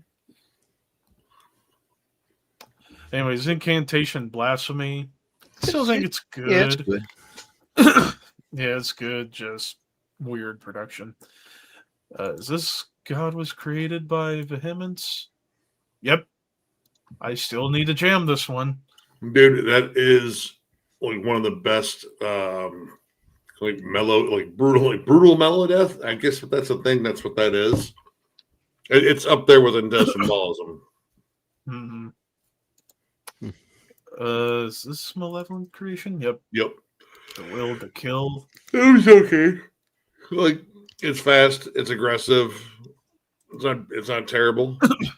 Yeah. Soilwork. Which one is this Natural one? Born Chaos. I like that album. Definitely more on the melodic side. Like, that's the one that came out after Predator's Portrait, and you can definitely tell they wanted, like, you know, more clean vocals, more lush synths. It's still really fucking catchy, though. And it's got some good heavy spots. Nile and Their Darkened Shrines goaded. Same with Deliverance. Origin. I don't know. Origin's pretty damn consistent. I don't know, man. That one is pretty fucking good. Oh, I hear. Oh man, The Crown, Crowned in Terror, the one album with Thomas Lindbergh on vocals. I'd get amazing. Production's not great, but the songs are fucking awesome. Yeah, it definitely production's a big drop off from Death Race King for sure. And also, this was you could argue when The Crown started to lean a little more towards melodeath and away from thrash. Vomitory Blood Rapture, that's goated. Yep. Monomar versus the World, that'd go fantastic. Yeah. Dude, We're Silent God Sangard is one of my favorite fucking songs by him. Mithras, Forever Advancing Legions, that's fantastic. Still need to get more of that stuff. Again, for those who love Morbid Angel so much, there's the British Morbid Angel right there. Except somehow weirder, which I love. Severe Torture, forget the name of this one. Misanthropic Carnage. Yep. Damn good. I mean, honestly, all of their stuff I thought was pretty fucking good up to a point. Decapitated Nility, that's goated. Yep. Vader, I think this is Revelations. I think it's Revelations. Yeah, it is Revelations. Yeah, it's a great album. For some reason, I couldn't forget. Somehow I forgot. Yeah. Benighted. I think this is Benighted. Yeah, it is Benighted. I haven't listened to it. I haven't either. I haven't listened to that one. In Flames, Root to Remain. I still kind of like this album. Like, I'd call it good. The Berserker. I don't like cooking my speakers that much. I have that. Yeah. Oh, this will blow out your speakers for sure. Yeah. I'm not really a fan of it, but yeah. I like. All right, Werewolves whoops the shit out of the Berserker. Mortal Decay Forensic. Might have Really just good. recently got a copy of that, and it's fucking incredible. Cephalic Carnage. Oh, which one is that one? Lucid Interval. Yep. I put that would be fantastic. That band's just fucking genius. That band, I always forget how you pronounce it. Argosland. Argosland. Great riffs, white supremacist douchebags. Yep. Yeah. Sorry. It's a shame. It's a shame their riffs are so good, but they're such Yeah. pieces of shit. And Yeah. dude, I think fucking Metal Threat kind of fucked themselves by putting them on that bill, like as a surprise. Like, Yeah, they had to announce it last minute, otherwise people were gonna flip shit. yeah. Now people, I don't know if people are going to trust going to fucking Metal Threat anymore. It's like, sorry, I don't want to be around a bunch of Nazi fucking clowns. They had Grand Lyle's Key on there too.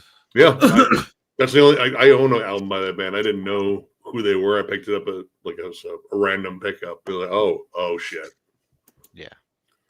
Immolation Unholy Cult. I go fantastic. I would go amazing on that one. I don't. It follows my favorite Immolation album. And I still think it's great, but it's It not does as for good. me too, but I'm Unholy Cult's my second favorite. I think it's Oh, really I underrated. don't know, man. It's too many good albums with that band. They do have all good albums. Cannibal Corpse. Gore Obsessed. My personal least favorite album, but it's still really good. It's not one of their best, but I think it's underrated. Pit of Zombies is a fun song. Yeah. Yeah. The first song, fuck, what's it Hatchet to called? the Head. No, Or is it the second? fucking Savage Butchery. Oh Yeah, yeah. that's a good song. Yeah. And then Dark Dark Tranquility. Tranquility. Damage Done. That's my third favorite one. That's a great album. In terms of like mid 2000s fucking Melodeath, that's one of the best. Well, there's 2002 death metal for you. Let's see what else we got on our sleeves. 2023 metalcore albums, 2023 Melodeath. And there's more like band rankings. New Metal. Ooh, how about 2022. Autopsy? Okay, so Autopsy time.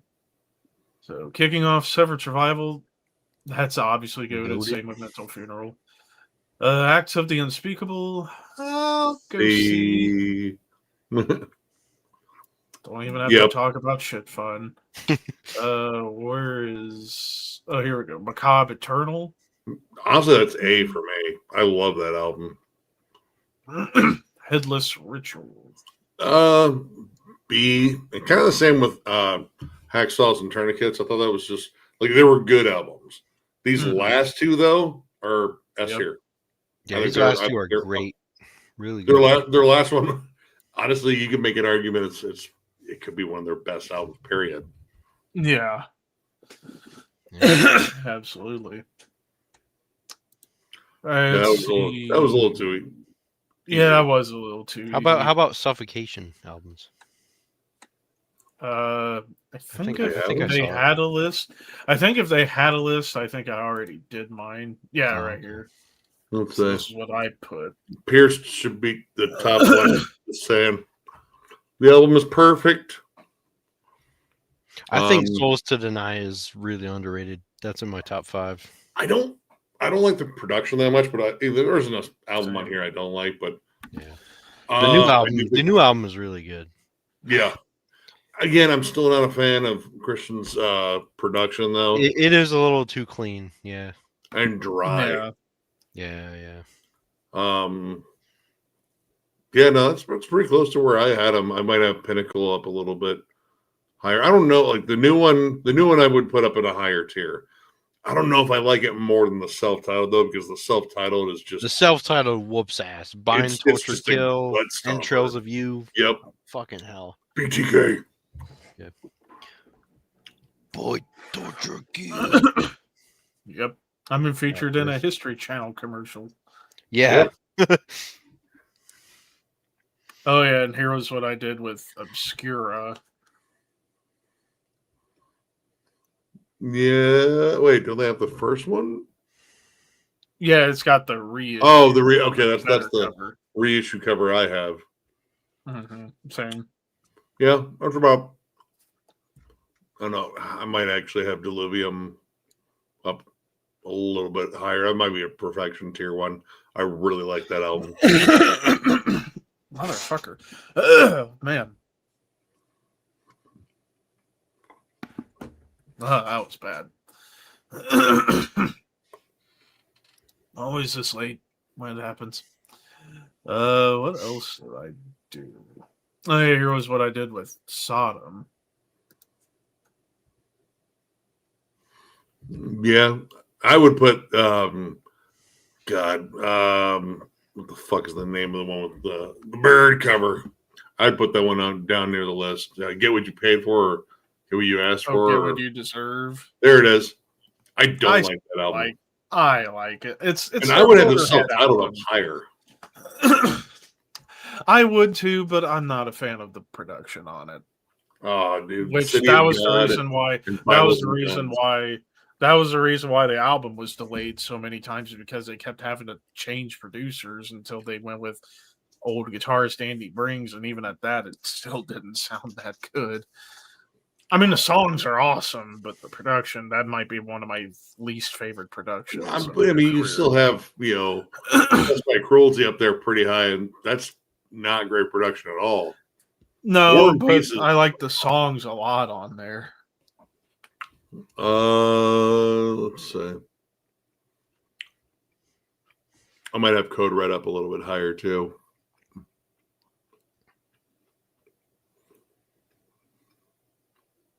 Huh? Yeah.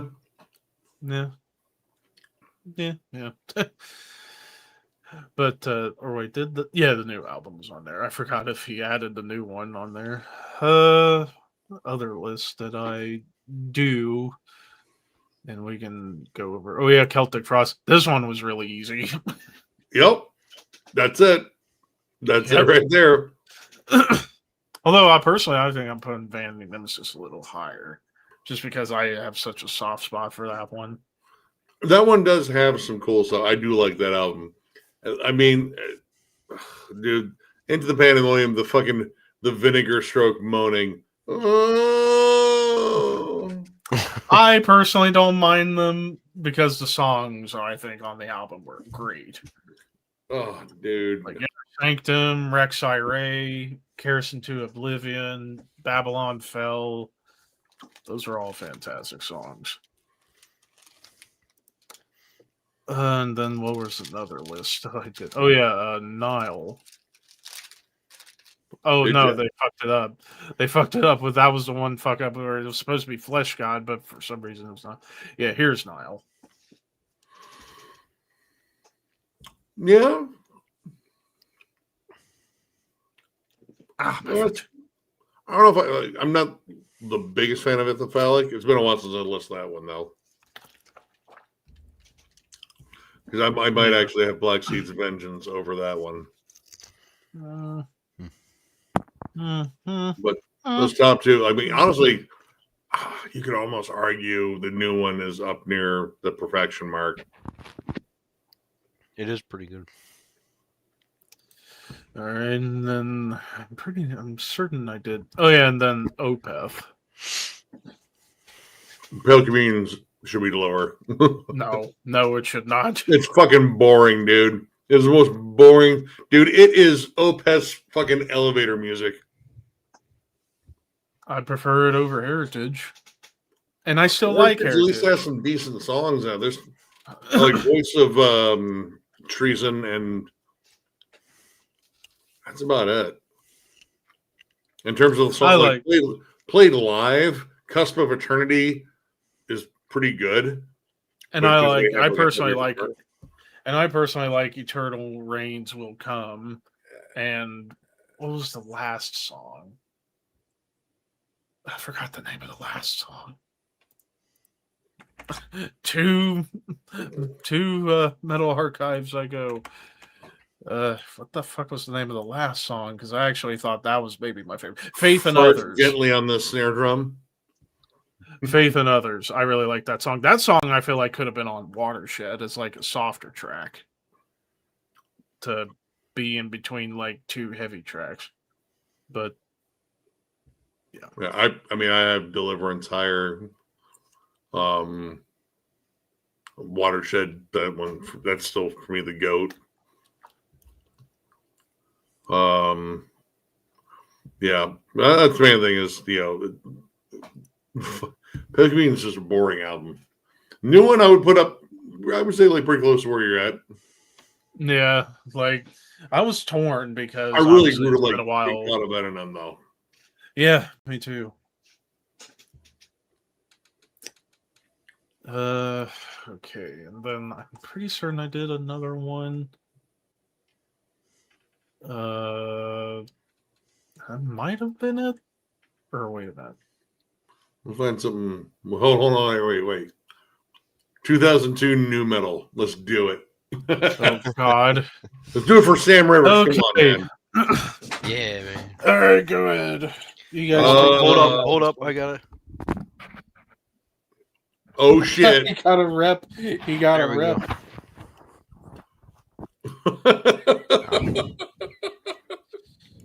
Cold Chamber. That album's not great. I'd say okay. P Roach. Not as good as the debut, that's for damn sure. I would say okay on that one. There's a couple of songs in it I like. Third Strike, holy shit. It was all right. That coming out in 2002, it came out sounding dated immediately. Like it was very like old school rap rock and like hardcore and shit like that. So I'd say it was good. It was just it came out too fucking late. Skindred. I'd put it good. Like the raga rhythms and the whole dub stuff, I thought was kind of cool. Switched, Cleveland-based band. These guys actually worked with Chimera in terms of like production and shit. Actually, the frontman helped produce The Impossibility of Reason. Wow. That album's actually pretty decent for a new metal album. It's pretty damn heavy. Got some good hooks to it. Meanwhile, I don't get why System of a Down is on here. They're not new metal in my They're mind. new metal. No, They're definitely new metal. they're. They're new metal. I think they're alternative metal, That's bordering another on term you could. bordering on avant-garde. I feel like you're Same thing. you're splitting hairs there because the alt metal crowd, like, there's a lot of new metal bands in there. I love that. They album. don't. I mean, I love it too. I just disagree with calling them new metal because they don't rap. There's none of that like da da da da da da da da da da riffing. It's like to me they come off as too thrashy at times and too punky I mean, I don't know. to be new Korn- metal. Korn doesn't really rap either, but they're Yeah. Well, still new metal. but like the rhythms at times feel a little more hip hop. Oh, no, they still Yeah, have, I don't. Yeah. I think System still has enough like bouncy rhythms. Yeah, they have a lot of punk too, like a lot of punk influence. And hell, even hints of prog too. God, OTEV. That's one of their better ones, but it's still kind of uneven. I put it at good. This Taproot. Taproot. That was the one with Poem on it. They're like their big fucking hit. It's an all right album. I kind of got tired of Dude's vocals because he kind of sounded like Lane Staley, except like someone was trying to choke him. Mudvayne. Yep. Honestly, that's a pretty solid album. Like I put it at great.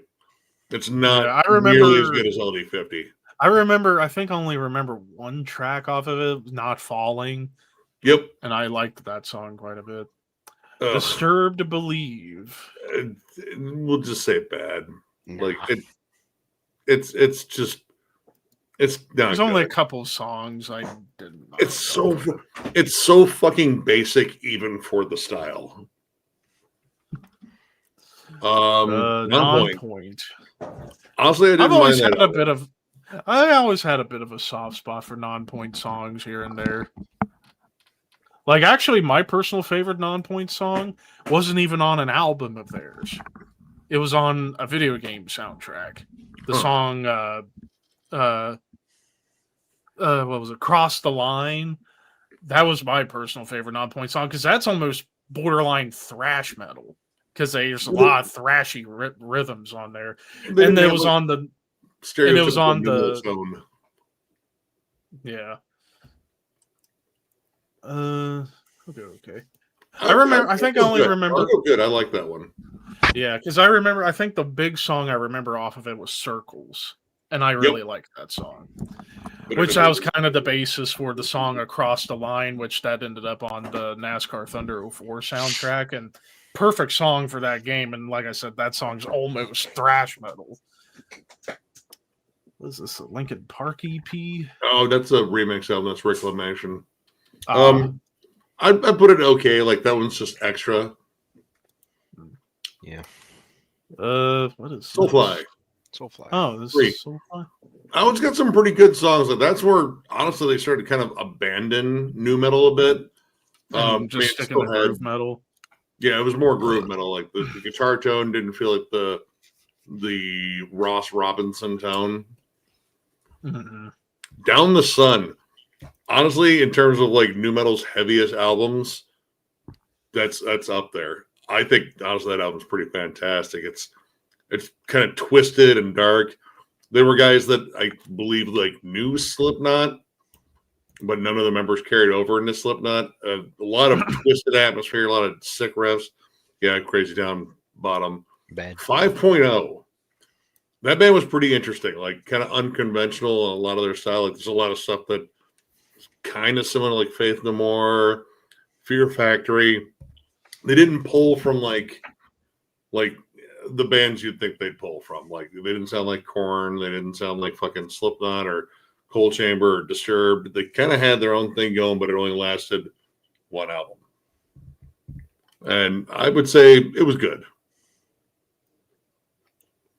And then finally, Korn Untouchables. I'm not a fan of that album, really. Like, it's got a couple of good songs. I'd give it okay. Oh, I really like that album.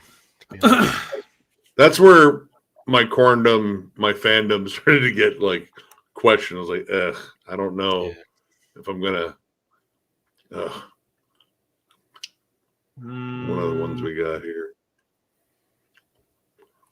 What about Deicide albums? Yeah, I saw that one. I'll take down. It's the. Oh, hold on.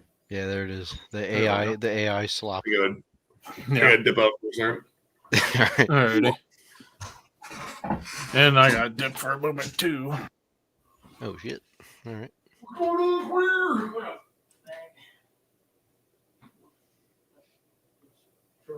Oh. What did I do? I think that's so many incantations.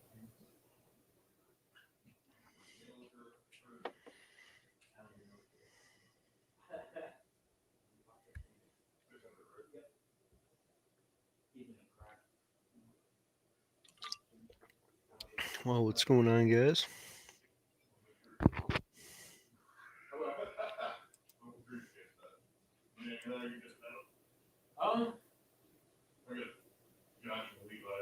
Oh, nice.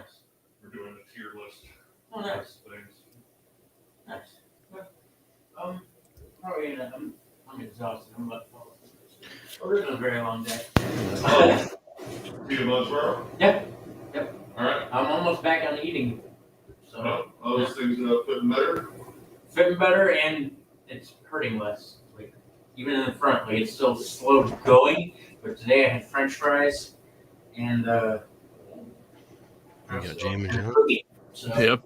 we're on our way. We're on our way. What would you like? Sandwiches? Sandwiches or something? Oh, no, Do we do trainings already at work or? no, we've done training. Gotta get John on here. Oh, Yeah, we do. you got I don't know. Probably gonna be a little interesting. We might. Cherry Orchards, John. You know they're Pantera Bridge? I don't know. We'll see. But yeah. Never forget. Ultrasound. All right.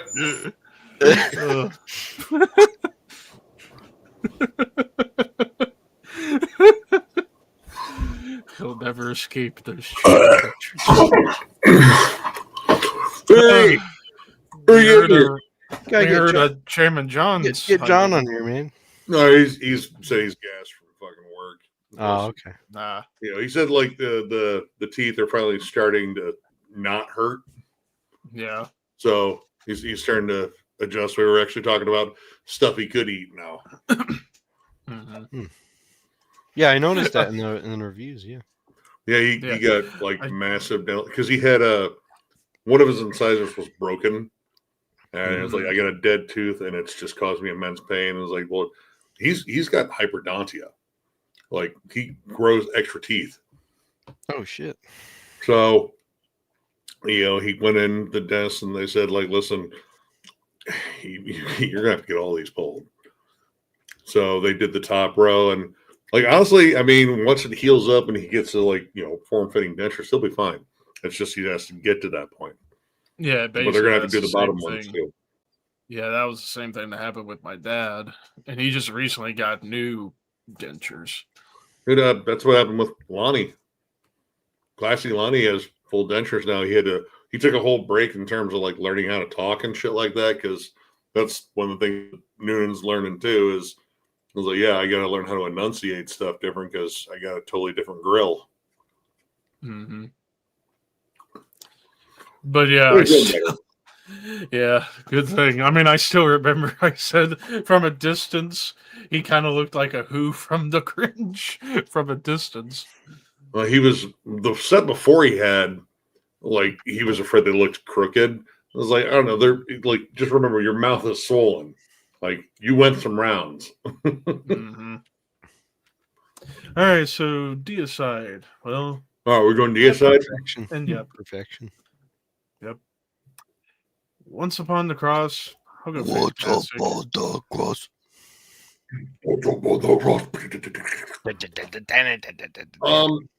I would put it up with like the top three, like right there. I mean, honestly, I'd say it's perfection as well. There's not much of a drop off there. The first drop off for me is Serpents of the Light. But I still love it. It's a good album. The production It's a good album. The production's not great, but It's thinned out. Like it is really thin. I don't feel like the bone crunching fucking heft. Yeah. Oh boy. Oh. Crap. Well, careful with the G-rated filth there.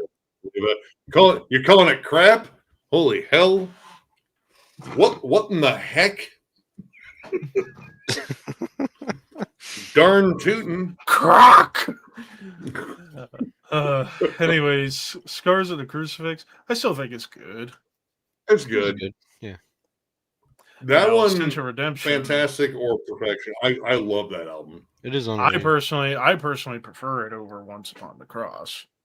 Just because of the more guitar melodies on there, thanks to Jack Owen and Ralph Santalla. And the song that Lord was a great Sedition. fucking jam. And Lord Sedition's my favorite deicide song of all time. Wow. So, anyways, I mean, that one's okay. Like that's the Divorce album. As far as their weaker albums go, I would definitely say that's the better one of those, but yeah, not their best. The songs were too long for what they were doing. That one's a solid one. So is that one. And the Mind's Evil is really good. That one, I like Overtures of Blasphemy, but okay. the highs are missed. Yeah, the no high screams. Like, dude, you took away one level of vocal dynamic there that's kind of important. What's up, Rick? Hey, Rick. Yeah, aside, I love the new deicide. aside from the AI slop cover, I think that album's fucking fantastic. Oh yeah. Honestly. Oh yeah. The bass is super prominent, very clanky. A lot of melody too, dude. I like it's a really Taylor's addition there. And now they got Conan from fucking Ex Mortis in the band. Like, holy shit. Yeah. That dude's a fucking beast of a guitarist. You know, if he gets to do an album, you know the guitar playing's gonna be amped up. Yeah. Oh yeah, I did do Alice in Chains. Sap shouldn't be down that low. Come on, that's still great. I still like it, but it's definitely the thing from Alice in Chains I've listened to the least is the Sap EP. I've listened to the shit. My least favorite Alice in Chains. I mean, it's probably The Devil Put Dinosaurs Here, but it's not a bad album at all. I just feel like, all right, this is exactly what I expected from Alice in Chains. Hey, Bash. What's up? Bass. Bass! What? I don't know what I was doing there. Anyways, I'm gonna put Facelift up top too.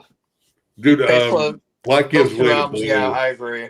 100%. I think that one's up there with the Perfection ones too. Like that is like one of my favorite comeback albums. Dude, legit tearjerker fucking songs in there too. Mm-hmm. I'd honestly might put Jar and Flies in Perfection too. Like that album is Jar of so Flies is really beautiful. fucking Yeah. good. Yeah. Dude, Like, That's oh, the greatest EP of all time. I would Dude, agree. Highest selling EP. Nutshell is one of my go-to like depressing, somber, crying songs. dude, Whale and Wasp. There's not even a single word spoken on there, but yet you're like, I'm not crying, you're crying. Don't look That at is me. probably that is a full-on Iommi song. Like that thing is so doomy. Mm-hmm. Let's see. Let's get a style one. Yeah. Hmm. Hmm. Hmm. Wait a second. Ooh, how about Metalcore 95 to 99? All right. This is some old vicious shit. All Oh, right. Dead Guy right away. I still need to listen to more early Dead Guy. I haven't listened to that one. That's one I need to check out though. Which one is that? Let's see. Zao, All Else Failed. I don't think I have. That's like one of the few Zale ones that I don't have. Let me see. All right, what's this one? Yeah, the earliest one I have is the Splinter Shards, The Birth of Separation. What is it? Strong Ann? Oh, Strong Arm. Strong Arm. Okay. I don't have that one. Man. Oh, Ooh, Integrity. man. Which one is that though? System Overload? Yeah, Systems Overload. I put that like fantastic and maybe Perfection. I know I kind of I like know when they this got a little- one's. Yeah, oh, that one's Destroy the Machines is fucking goated. Yep. Is this Converge? That's Converge. Is- I would put under like great or good. Like that's still early Converge is still kind of kind of rough around the edges. Like Which it's one around is like this? Jane Doe, where I think they really tightened up. I think that's what is that one? Is it like Saddest Day or something? Hold on here. Petitioning the Empty Sky. Oh. Hold on. I'll be able to tell you here in just a second. Their album covers are very odd. It's like it's like blank. Oh, it is Like Petitioning Petitioning the Empty Sky. Yep. Yeah, that I know, one's I know I probably heard that at least once, but I don't remember it.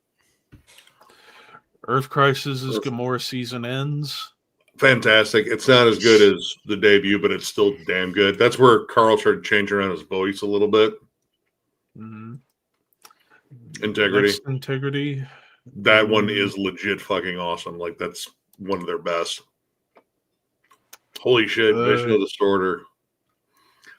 I know like a lot of people are torn there because there's a lot of people that fucking love that one versus Imprint. I prefer Imprint, but I would still say that's a great album and pretty good like representation of metallic hardcore back then.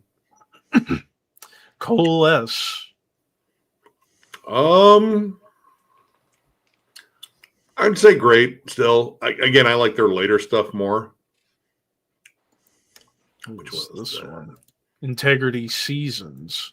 Oh, Seasons the Size of Days. I'd put that up near. It's between Fantastic and Perfection.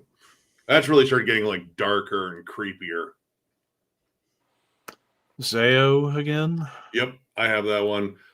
I put it at great. It's still a little rough around the edges, but it's starting to get the atmosphere down. Strong Arm again. Yeah, I don't own any Strong Arm. I know of the band through compilations, though. Kiss It Goodbye. Again, another band that I know of through compilations. I don't have any of their albums.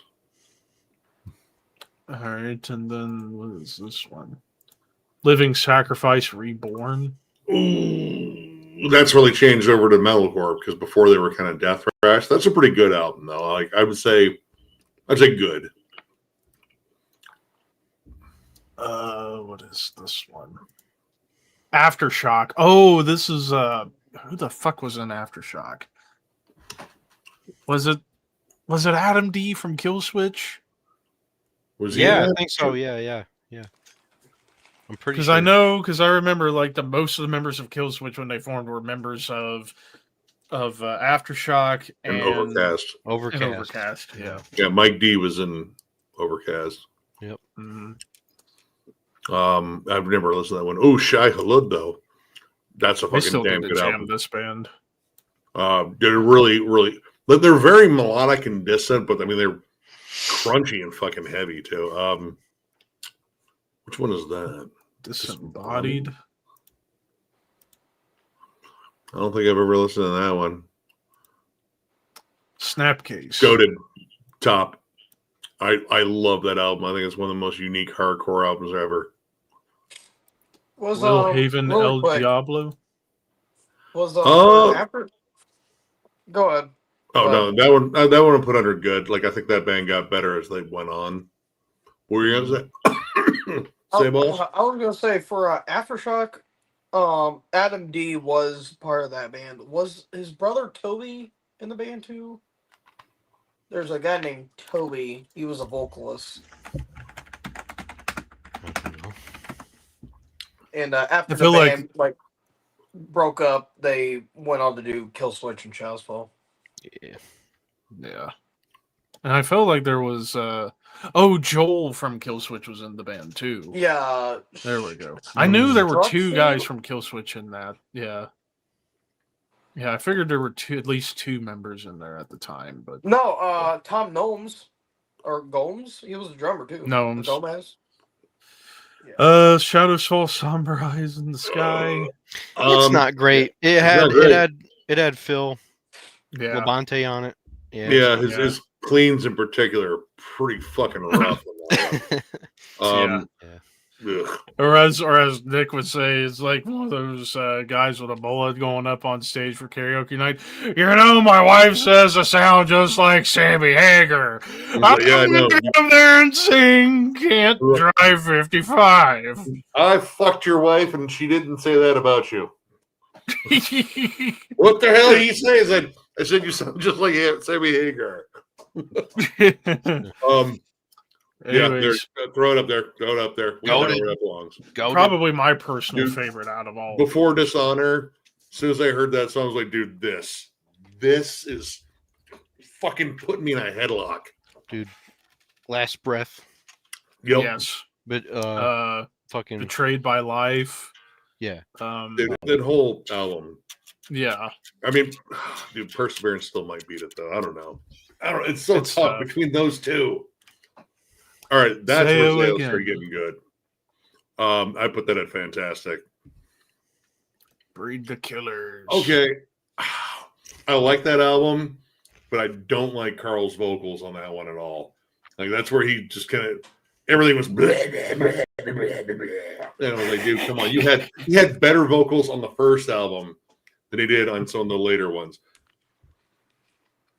Botch. Oh, no, you missed one. Oh, what's this one? Dude, that's Howard Jones' old band. Yeah, Howard Jones. Oh yeah, Blood Has Been Shed. Yeah, that one's pretty good. I like the last Blood Has Been Shed album more because it was just bottom heavy fucking chugging. Yeah. And now Botch.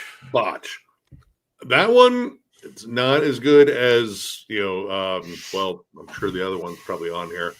American Nervoso. But We Are the Romans is definitely, but that one's still pretty damn good. Like I put it at great. Yep. Morning Again. I don't know that one. And this is Coalesce again. Again, like I would put that under great. Their later stuff is what really got me to them. Oh, dude. Cave In. Top, all the way to the top. I love that album. There it is, dude. Imprint. Yep, that's my favorite. And we got Forever Comes Crashing. Converge. Yep. They started to get better on that one. I would put it up at like amazing.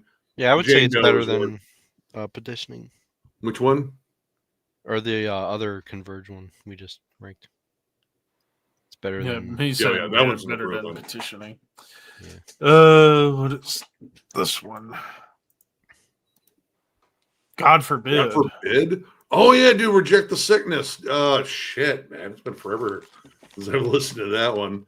The production on it, I remember being pretty rough, but honestly, it's very Earth Crisisy. I put it at great. Integrity or Integrity 2000. That one's got Derek Green on it. It's an okay album though. Like I'd say it's good. Or yeah, good seems fair. Zayo again. That one Man, is. Zayo just seemed to just keep cranking in the mid to late 90s. There's nothing to do in fucking West Virginia other than go to church or form a metalcore band and put out like genre bending fucking metalcore. I would put that at Fantastic as well. That's one of their strongest. That one's got like post metal elements on it. Like if you like Cult of Luna, you'll probably like that album. And then Disembodied again. I don't have any Coalesce again. That's my favorite Coalesce album right there. A Revolution in Just Listening. And Will Haven. Probably my favorite. I don't know if it's my favorite Will Haven album anymore. Their later stuff has been great, but I put that under Fantastic. Whew. All right, what do we got now? Prayer for Cleansing. Dude, I would say this is fantastic. It's like it came out in '99. It has like real death metal and like black metal influence. It was a huge influence on the Black Dahlia murder. I've heard of Great- that. Great fucking album. Poison the Well, opposite of December. I know a lot. The beginning of the melodic metalcore sound, you could say. And I'd put it at amazing because I like the stuff they did after that a little bit more. Like when that band got weirder, I think they became more interesting. That has so many hallmarks of the fucking genre, though. That Throwdown, man, it's not as good as Haymaker, but it's a pretty decent debut. I think that's the one with dude from Bleeding Through, right? Or 18 Visions. I can't remember. Haymaker is where I jumped on with that band. That one, I heard it. I thought it was. I mean, it was decent. Oh, dude, Indecision. Good fucking call, Rick.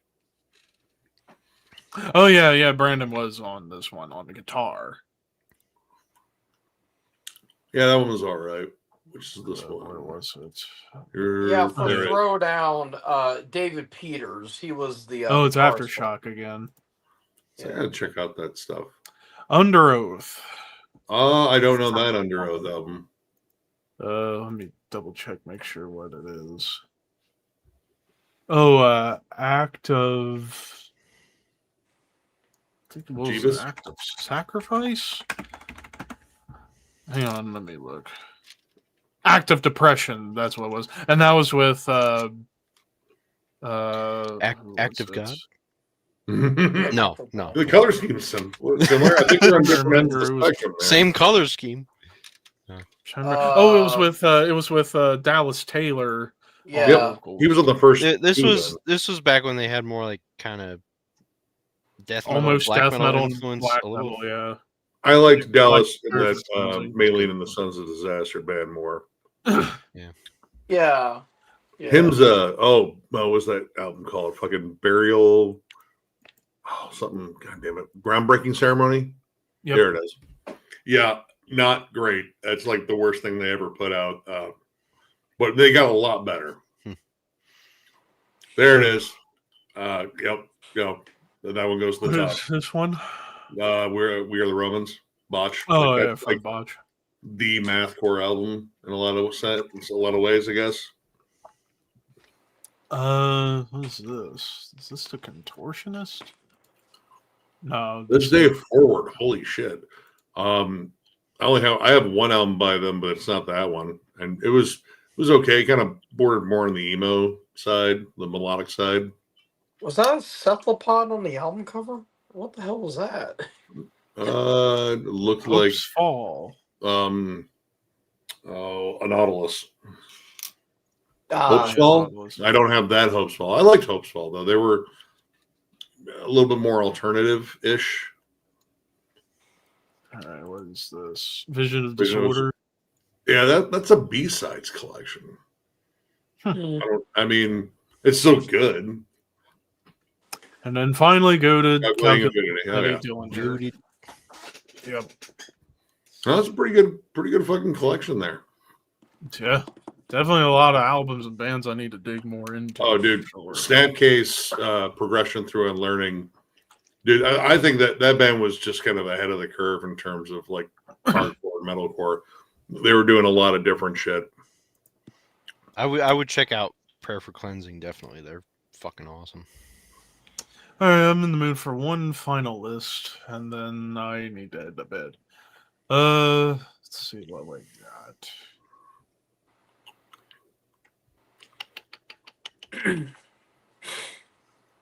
What's it gonna be? What's it gonna be? What's it Holy gonna shit, be? he's got a lot of Cringiest lists. Bands Goddamn. 3? What? The hell no.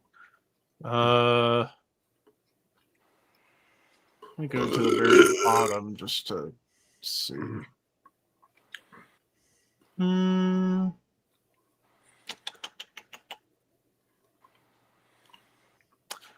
Let's go Fear Factory albums. All right, so Soul of a New Machine, I would go A. I would argue B because I really wish Burton hadn't attempted clean vocals on that one because there's some serious sour notes on it. Cleans were never Burton's strong suit. He was I like his. he clean. sang like a deaf guy.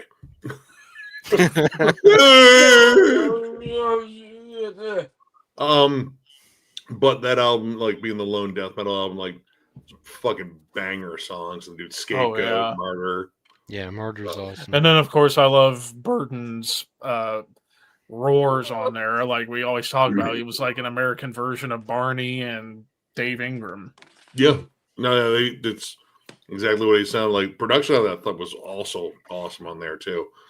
Again, I'd still go say it might be a B, but whatever. That's an A. I mean, that's God tier. That is one. Honestly, I would say one of the most important albums in terms of Of the metal 90s. Was Yeah. Soul of a New Machine produced by Colin Richardson, or did it come afterwards? Colin did that one too, I believe. Uh, Yeah, I believe Colin did. Soul of a New Machine. I'm Gotcha. gonna double check. Because I know around that time he was Yes, he doing did. Utopia Banish. So Yeah, okay, he then. did. Well- dude. I was remembering because Ross Robinson did Concrete Well, the Yeah, thing with he did the the Concrete year demo. before. Colin Richardson doing Demanufacture too is Yep. fucking Dino was heavily involved in the production of that. He might have been a bit of a dick in that too. He re-recorded Christian's bass lines. He wanted everything super tight, super processed. Like I guess they even said like the guitar tone that he achieved on that album was almost impossible to replicate live. I don't know. I Oh, love no, that. I also remember. I think Reese Folber from Frontline Assembly helped out production too. A little bit. To He help, did. to help it give it more of that industrial feel. He did more on Obsolete production wise, but yeah, he did jump in there. Which Obsolete, damn good album too. Not quite as good as Demanufacture, but a few things are. Yeah. Digimortal. Digimortal. I would say B. They're kind of almost new metal. There's some good songs on it.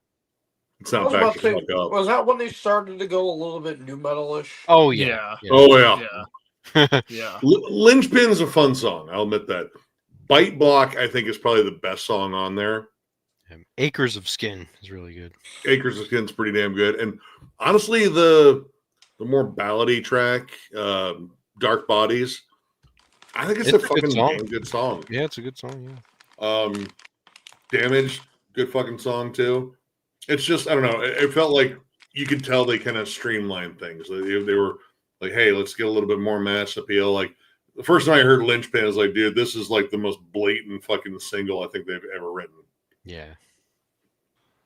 Archetype. I'd go A for that one. Yeah, I killer love album. One of their love more Archetype. brutal sounding albums. Dude, Cyber Waste, Slave Mhm. Labor. Yes. Brutal Dude, Slave fucking- Labor fucking crushes. I know, yeah. And and the venom Title of Track, dude. Cyber Waste. Holy crap. Yeah, dude. There's like blast beats on Cyber Waste. It's fucking crazy. Is this Transgression? Yep. D. Definitely their worst album. Yeah. 2 covers.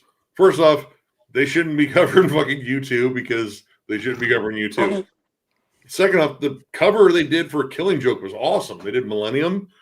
Great, but like outside of that, there are 2 good original tracks on this album. The title track and the opening track, and then the rest of it was just like, dude, this is clunky as fuck. Yeah. Mechanize. It's a good yeah, I'd album. put it at A. The Industrialists. I mean, I'd say B just because I really wish they had Gene on that album too.